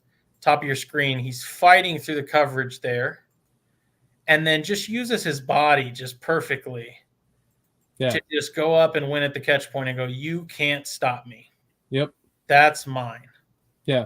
Grabbed it with his hands. Yeah, and that's the thing. You can tell me about Darnell Mooney all you want. I didn't see that a ton last year. Here it is again. Left-hand side of your screen, working on Melifonwu, coming back, snagging it. Mm-hmm. It's just that's beautiful to me. That's what you're looking for. And yes, to be clear, Nick, before I show you, because now we're going to start getting in. Nick's over here going, running a straight line still. I know you're messing with me too, Nick, but you're right. I'm going to show you some of those better routes. But to me, let me be very clear before I show you those different routes. I agree. This is the whole. I was a big Alec Pierce fan. These guys tend to be, and you can. I'm going to mess with you here a little bit, Nick. We can talk about him running straight lines, one cut routes all day.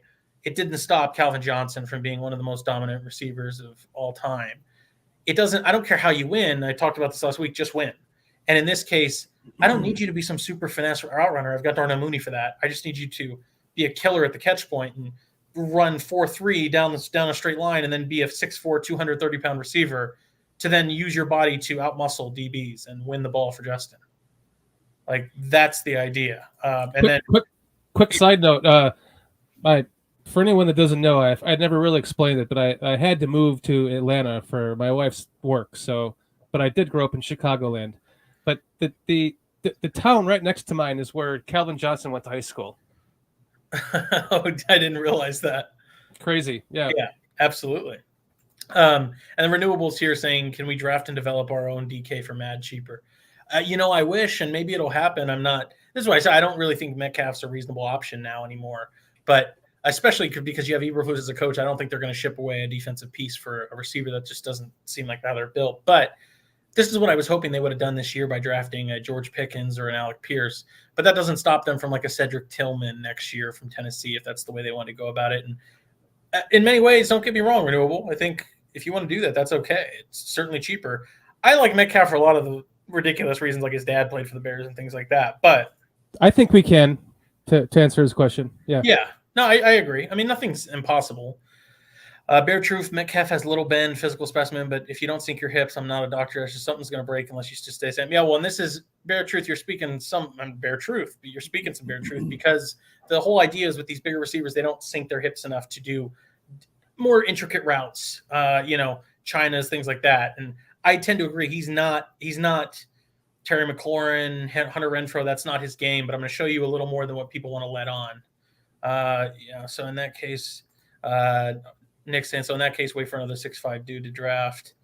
I watched Calvin. With 4.3 speed? Yeah. I watched Calvin. He could sink his hips. Calvin was a unicorn. Metcalf ain't on his level. I mean, sure, I get it. I mean, I tell you what, I am truly shocked how much just hate there is for DK, but it's fine. It's all. I was just about to say that. Like, damn, Nick, like he's not that bad. Yeah, I think this is the Philadelphia. Yeah, so I can go ahead and remove this. Okay, so then we sort through it. That's the back shoulder. Okay, so I said I would show you where he's cutting a little better, and think of this as kind of our sail off. We'll finish after this. And Nick's saying, I don't hate DK, but he's overrated. I mean, okay, we'll see. I'm not even. It's hard because that's the whole thing with the receivers is how much is it the quarterback, how much is it the scheme, how much is it the receiver, how much is it like Cooper Kupp's amazing. Don't get me wrong, he's awesome. I also think he gets helped a lot by his scheme. Hold on a second, Nick. Roquan Smith is overrated too. Yeah, I'm just kidding. I tend to think I don't know. If I waited for the pause to see if how many. Yeah, we heard. I don't know if I think he's overrated, but I do think Bears fans put him higher than other guys that are better than him. But I mean, that's my opinion. So yeah, Nick's saying we'll see how good he is with Locke. Yeah, I mean that's the truth. Is he's probably going to hurt in that, which is why I thought he'd also be interested in getting the hell out of Seattle because why would you want to tank when you need to get paid next year and you want to play with Drew Lock? Right. But I mean, yeah. So why the hell would they get rid of him with a shitty quarterback? So. Exactly. So yeah. So let's show this here. Let me go back to that. I thought it would enlarge the video. It doesn't. So this is a 4-minute video. I will try to pause it in between, but this is just his 2021 highlights. And I want to show you plenty of plays where he's doing different things. It starts off with just half the ball already being thrown out, but this is just him kind of going on a crosser. Not a hard route. This is not showing you route running acumen, but just a good example of him winning, even with a guy draped on him, is coming on with the ball here, securing a touchdown. Mm-hmm. Just an example of using his physicality to win in the red zone. Not a big deal. Like I said, we got 4 minutes here to go through. But as we kind of go through this, I want to show you some of the different routes. So DK is off into your slot there. Just another example, too, of how he can kind of play around the field. So he's in the slot there as a power slot, playing on the line. And then as we go through, you're seeing he's running just an out route. I'm not telling you the out route is the most amazing thing, but part of that idea is, hey, if you're a big receiver, you can't sink your hips, you don't get in and out of your breaks well enough to hit the out route. Look, I mean, this is beautiful because, you want to talk about, oh, look, he's just a stiff receiver. He pulls a China route here. For those that are not familiar, China route is what Hunter Renfrow just made his extension on. Watch him just completely destroy the DB with the fake here. So he's going to come up, run the fake out, and then boop, pop back in. Number 7, I think that's Patrick Peterson. Done. That's DK. Oh, man, that's big stiff receiver that can't get down, sink his hips, and run good routes. That's not your standard one-cut route, Nick.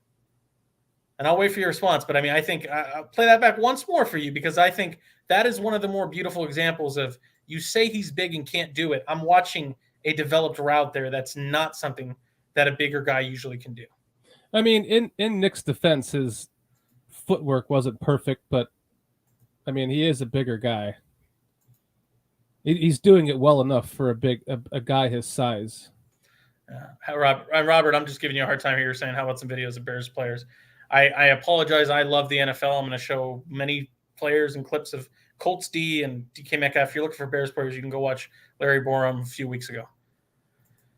Okay, so moving along here. I mean, this is just going to show you the route again. We can talk about his footwork and a nice show more than Nick saying, show more of this. I mean, look at that. Just dusted him. And then has the breakaway speed to get yak. Yeah. It's just like, it's sweet. And then DK Metcalf in motion here, top of your screen, right side. There's that speed out again. Yep. And then bullies his way. Like, I'm not telling you that's the most beautiful route, but that's a route that a big guy should be a little clunky with. Yeah. He's in motion, runs the speed out, gets out there enough. Corner can't even close on it in time, and he extends for the touchdown. This is like for a guy his size. Remember, he's 6'3" or 6'4", 230. Yeah. He's fast. And he looks like the Incredible Hulk. Yeah, like it's just, this is where I'm not even trying to listen. I think he's closer to the top 5 than not, but I'm not ready to have that debate to tell you he's the best receiver in the league. If I had a 33rd team I'm starting tomorrow, I'm taking Justin Jefferson well over a guy like DK. But the whole thing is that for a Bears team, for a specific specimen or archetype that they're missing, it doesn't get better than DK. Robert Lee, good night. Have a wonderful evening. I appreciate you tuning in. We're finishing up here. Like I said, a few more minutes. Thank you, Robert Lee. Have a good night. Yeah, DK's at the top of your screen, right side, playing in a close formation. You're going to see him work the over route here. So he's fighting on, is that your slot corner? I presume it is.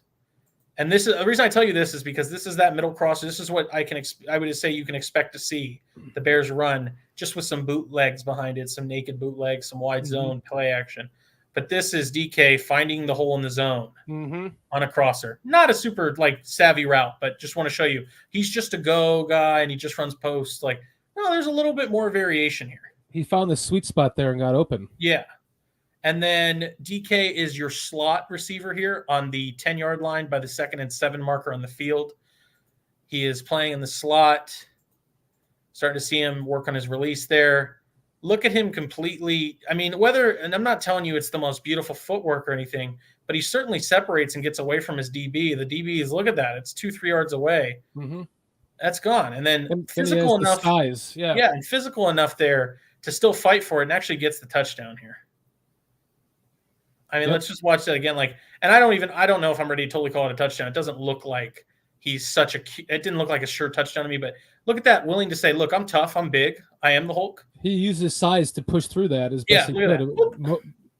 More than, he got further than a Darnell Mooney would, is what you're saying. Yeah, pretty much. Here it is again. Look at the separation. Yes, psych.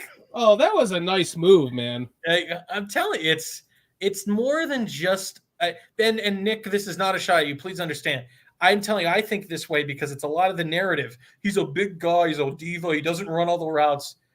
A lot of the, and I don't know, you're gonna get me on my hot seat, but I just think a lot of fucking people to make claims and they don't watch the film. Like I'm showing you it where it's more than that. Go, DK, Jordan. Yeah. DK's, I hate these uniforms, the highlighter green. He's playing in the slot here. It's easy to identify DK. Oh, me too. Those colors are so annoying. Yeah, it's easy to identify DK because he does look like the Hulk. I think it's DJ Dallas or some guy out on the perimeter, but he's right inside. And you should be able to identify him. He's at the bottom of your screen, big receiver on the line. Mm-hmm.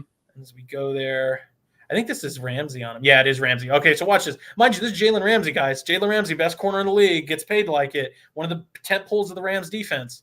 Let's watch how he does. Yeah, let's watch how he does number 5 here. Okay, so real easy curl, right? Damn, he's got Jalen Ramsey biting on it. Oh, because he's just a big receiver. He's just going to cut it there. Nope, right. That's called the Kodak route. And then, and there he is catching the ball. Jalen Ramsey gets beat on the route. That's your big man, your 6'3", 240 guy who's running a Kodak route. The little spot and go. I'm going to spot up here, fake the curl. We're going to get Jalen Ramsey to bite, and then I'm out of here, and I'm too fast for you to catch up. See you later. Beautiful. It's just like, and Simon's funny. He's like, he's selling green beans. Yeah, I mean, those freaking highlighters are just so nasty. Maybe he likes to can green beans, Simon. And I see some Bear. I see you saying I understand, Jordan. I saw this too. I still scratch my head at times because I don't see it consistently when I watch the Hawks. If I'm missing anything, I'll try to go back through it. But Bear Truth, I say you have a question. Just go ahead and if you have anything, just submit it. I'll try to go through it at the end here. I just want to make sure we get through this video. We'll answer a few questions and then head out. Okay, DK Metcalf, bottom of your screen here, playing against off coverage. There he is, but this is the whole point is, yes, that's another go route, but okay, fine. If you're going to be running a go route and you're not going to be super special in your route running, which I think I've shown he does more than that, can you at least win doing the basic stuff? There he is, bodying it, winning, and then dealing with fighting through Jalen Ramsey and Taylor Rapp for a touchdown. Mm-hmm. The Rams defense, we talked about how good they are, and that's an off coverage. Jalen Ramsey, you are playing off coverage. How are you getting beat in off coverage? Because DK Metcalf is just that dude. Yeah, man. I remember in the draft just if we didn't trade for Khalil Mack, we could have him in this draft. Because it's just, I'm telling you, this is the Couldn't thing. believe he slipped that far, really. Well, yeah, it's crazy because, the league, because he can only run. And for those that want to go back and look, go watch the draft evaluation. He slipped that far because he can only run 3 routes. Right. That's why he can't. I'm telling you, it's ridiculous. And Simon said, I guess he produces. Yeah, he does produce. And Bear Truth saying you have to ask how much Russell's play style and great play helped Metcalf. Bear Truth, this is where I'll sell you a little bit of a good point. I'll sell you the little bit of the teaser, Bear Truth, of what I wanted to do if we had more time here. Comparing the Bears to the Seahawks, I'll just kind of give you a little teaser. How close is Justin Fields to Russell Wilson in their play style? Do both guys run around and think that they're Superman and take a few extra sacks because they're always going for the deep home run hit, and both have good deep balls that are like moon balls? And I just kind of play with that idea and see if you think, Russell Wilson probably did play a role, but does Justin Fields play similar? They both have real nice breadbasket balls. They both are pass-first quarterbacks that can run and will run if they have to. Justin's a little bit bigger, and boy, does he throws just as nice of a ball. Yeah. And this is so DK here is on the 1st and 10 marker on the field inside the slot. This is and I'll add one thing before we continue here. Chat, Shorty, this is why DK is such a desirable piece to me. Roquan's a very rare too. I've said that many times. He's a rare player. The thing with DK is that when I actually ask, and Chad, if you have other guys you think that are this archetype, this size, this specimen, go ahead and list them. But when I think Jamar Chase isn't built like this, Justin Jefferson isn't built like this, Cooper Kupp's not built like this. When I actually think about this is like AJ Green, but AJ Green's not that guy anymore. Mm-hmm. There's not a lot of players built like this, so it makes DK very rare. And it doesn't matter if you have this guy already, like Alec Pierce, if he comes out and shows out. But the Bears don't have this type of guy, so it makes him a little bit more valuable. I'd be curious to know what his blocking looks like. That's one thing. And admittedly, I didn't cut that up, but I can maybe go through some Seahawks film if there's enough. Because if you start talking about the value between him and a N'Keal Harry, you can add the blocking value of a N'Keal Harry, who I think can get open. He's clearly not as fast as Metcalf is, but to your point of what you're saying before you started this clip is that now we have N'Keal Harry, so it's not quite as relevant. But I think N'Keal Harry can definitely play this position, like you were saying. Yeah, maybe not to this, the level of the speed that he has and stuff, but his blocking ability, his ability to get open, and his ability to work within the offense, I think will help, like you said. Yeah, well, like Iceberg saying, like, so we'll just get rid of Mooney and Smith for DK. Like, believe me, I love myself some DK, and really, like I said, I'm just a nerd I loved his dad, Terrence Pig Metcalf was this awesome lineman. I think it'd be cool to have his son back in Chicago where his dad played. But like I said, that's all bullshit. That's all just what do you want to call it? Like reminiscing and nostalgia. None nostalgic, of that. Yeah. But, so, I mean, we'll just continue. We're about halfway through. DK is on the slot, 1st and 10, playing against presumably their slot corner. That's not Ramsey. Just a nice little in-breaking route. Nothing particularly special. But then look at that. It's a big guy, 6'3". Yeah, that's nice. Like, that's what you see Mooney do, where he's sitting here going, okay, cool, I can catch a ball over the middle, but what do I do with it? That's a big dude to sit there and shake and then get yak.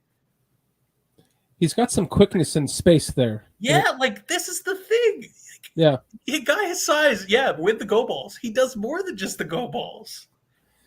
And he's big enough to take those hits like that. Yes, look at him. He's a beast. And I don't know why they're showing a little distance. I just cut this up. Apologies. But and then DK is at the bottom of your screen here, out on the perimeter, X receiver. Well, too, was it Art that's or not? Sorry, not Art. But Nick, who asked? Was it the quarter? Was it Wilson making him better? But now you have Geno Smith in here. Yeah, and he's making Geno Smith better. Yeah, I mean Geno Smith played, and this because again this is 21 where Russell had the thumb. Yeah, this was he played a good game in this game. Yeah. How much of that was DK, right? Yeah, absolutely. So as we show this here, I mean another deep ball, and then this is, I mean, this is a good ball by Geno. I wish I could give this. It is a good ball by Geno, yeah. Yeah, I mean, it goes over the DB. The DB cuts it short. But, it's just like, hey, I mean, I'll take it, however you win. But just another example of a deep ball being caught. DK here, top of your screen by the 30, right side, running. I mean, just like, if you could focus on one thing before we watch the catch, I know we all know he's fast. Watch his speed off of the line here on this next play. I'll let it play and we'll review the catch, but just watch. He's up top of your screen on the right-hand side. Just watch in full speed his running speed. It's wild. Right here. Like just gone. Like I don't know. To me, it jumps off the field. Right. And then this is what we're talking about where, okay, but cool. So he runs some good go balls. He's got some decent route moves. Well, I talked about what I want most is a guy that's going to fight for the catch and make those tough catches. I mean, look at this. It's a duck. Like it's low. Mm-hmm. That's not the best ball by Geno. I mean, he's got a guy on his back, a guy in front of him. He has to go down, basically face first to grab it, and he does. Mm-hmm. Look at this. Like, boop. Pulls it right out of the – Yeah, I mean, listen, Bears fans, you liked Allen Robinson, right? Because he would do this stuff where it didn't matter what happened. You just threw it to Allen and you knew he'd find a way to come down with it. That's kind of the DK effect. And I love Mooney, but you can't say Mooney's that guy right now. It's not. This is the guy that, hey, you just throw it his way and usually he'll find a way. The guy that you need to get up and get a ball in a contested situation, we don't we don't have. I mean, we might have on our team right now, but you're saying to your point, this is the upgrade of it. Yeah, and I mean, to do this would be an upgrade. Yeah, again, and like just that speed off the line, like boop. It's just like he's flying, right? Which is why he gets that separation to then do those in breaks because teams are scared shitless that he's going to run by us. So give him some space, and he's just roaring off the line. Right. It's just, man, I love it. And then Me too, DK man. here, bottom of your screen by the 50, right above the little ticker of the score.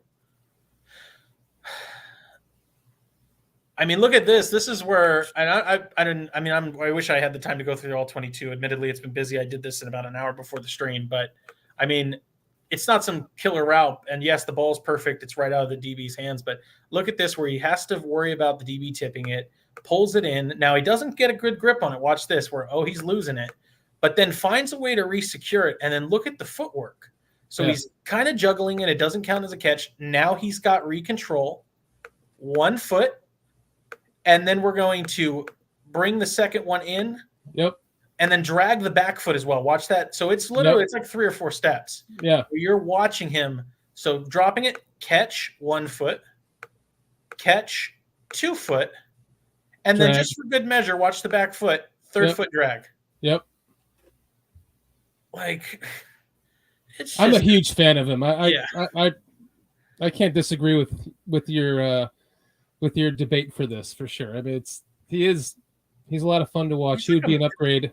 It's like a man, like he's just bossing people around on the field. It's fun. Like, imagine watching. This is the thing. Imagine Fields throw to this guy. It's just fireworks, because Fields is going to give it to him in a position where he can catch it. Yeah, and he'll have that confidence to put it up where he knows he can go get it. Yeah, and then you've seen DK. Balls. DK's willing to go get it. That's one. Then DK is confident enough that he's bigger than everybody. He's going to try and kill people with this ball in his hand and the body. Mm-hmm. And then 3, he has enough yak ability that even if Justin Fields sells him short of the goal, he can maybe break free. And you're going to see that right here. This is actually the Saints play where, let me be clear, the DB breaks down on this. This isn't some huge go for DK. But here's the thing. If the defense is going to break down, can you really make them pay? Watch DK here, top of your screen on the 15.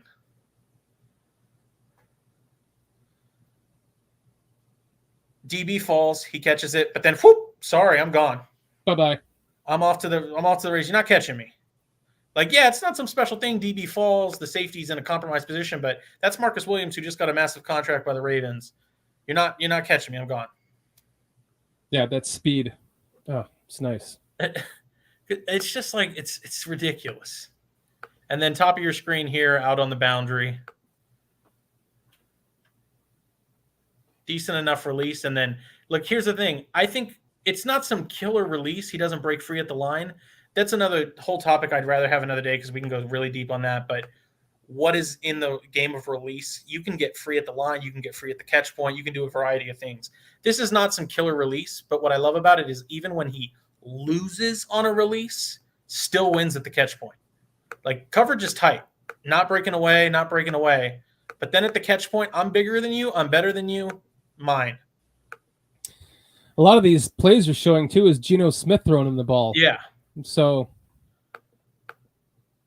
Damn it! I went to the beginning, but I'll go back to it. I mean, it's just, this is the general idea here is that, I mean, look at this, where the release is not great, but I don't care. Jump ball situation. Yeah, a jump ball. I'm bigger and better than you.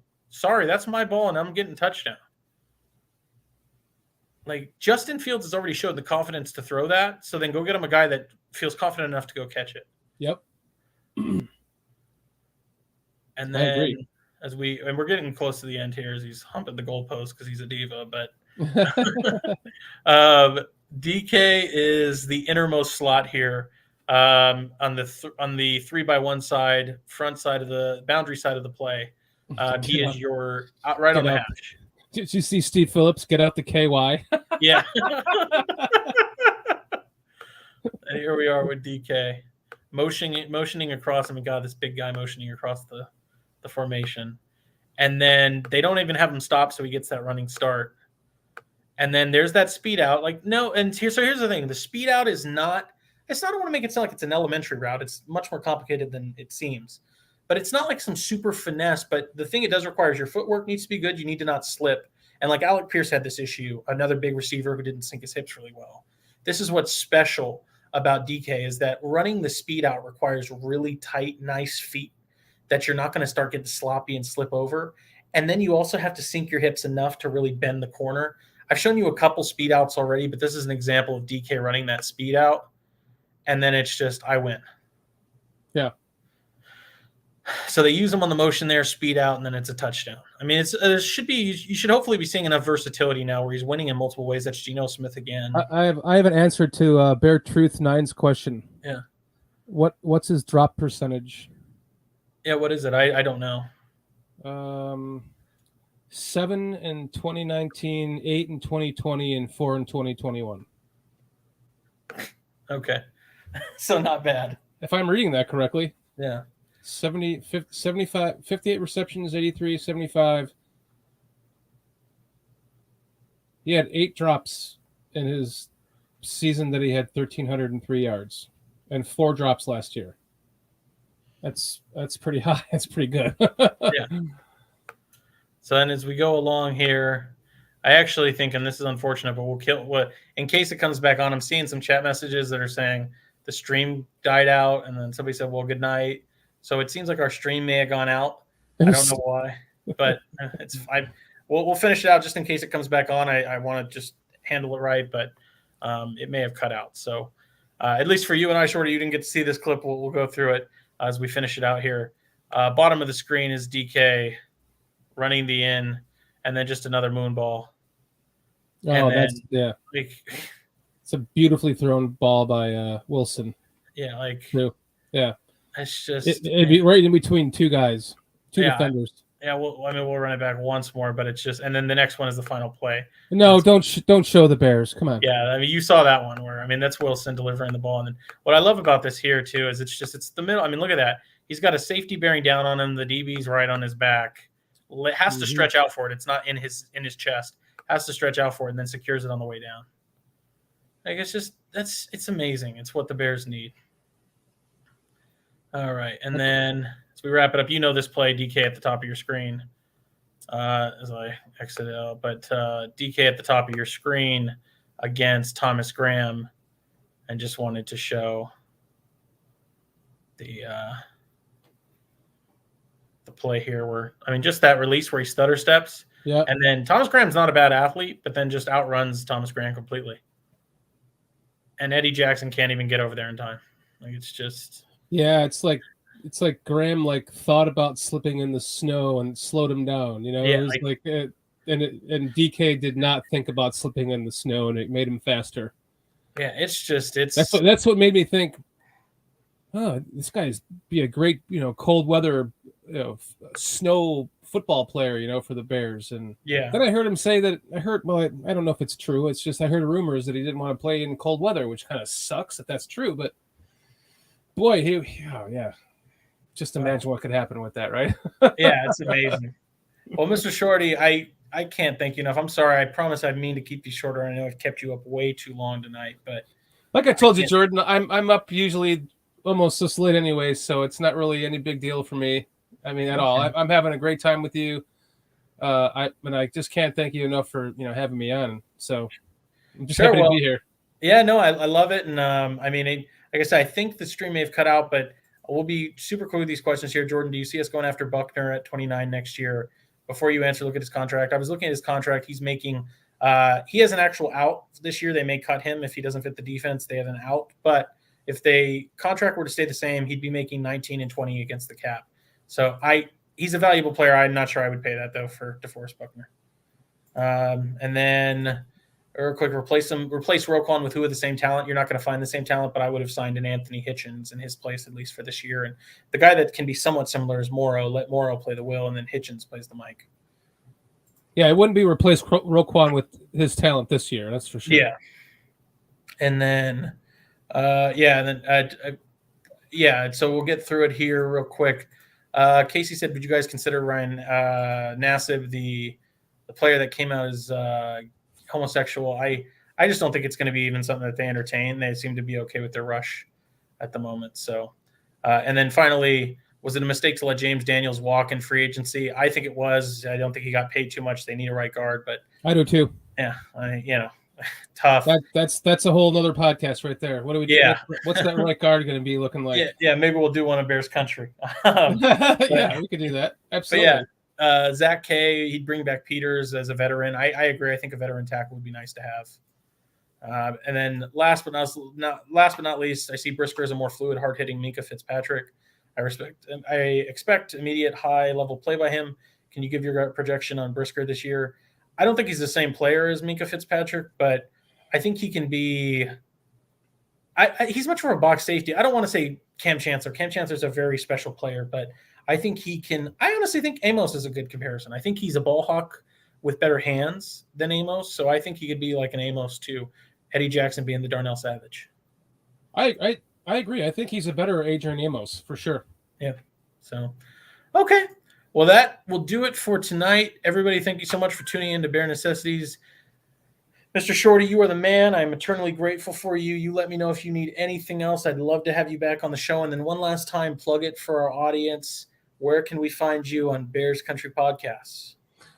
Bears Country Podcast debuting 8 p.m. on Monday, the 25th, 8 p.m. Eastern time.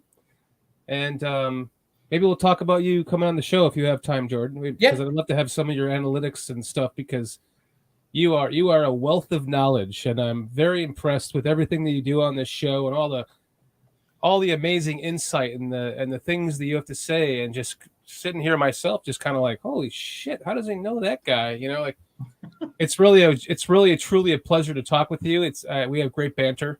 Yep. We could keep talking forever. I mean, gosh, it's going on 3 hours now. So yeah. Thank you.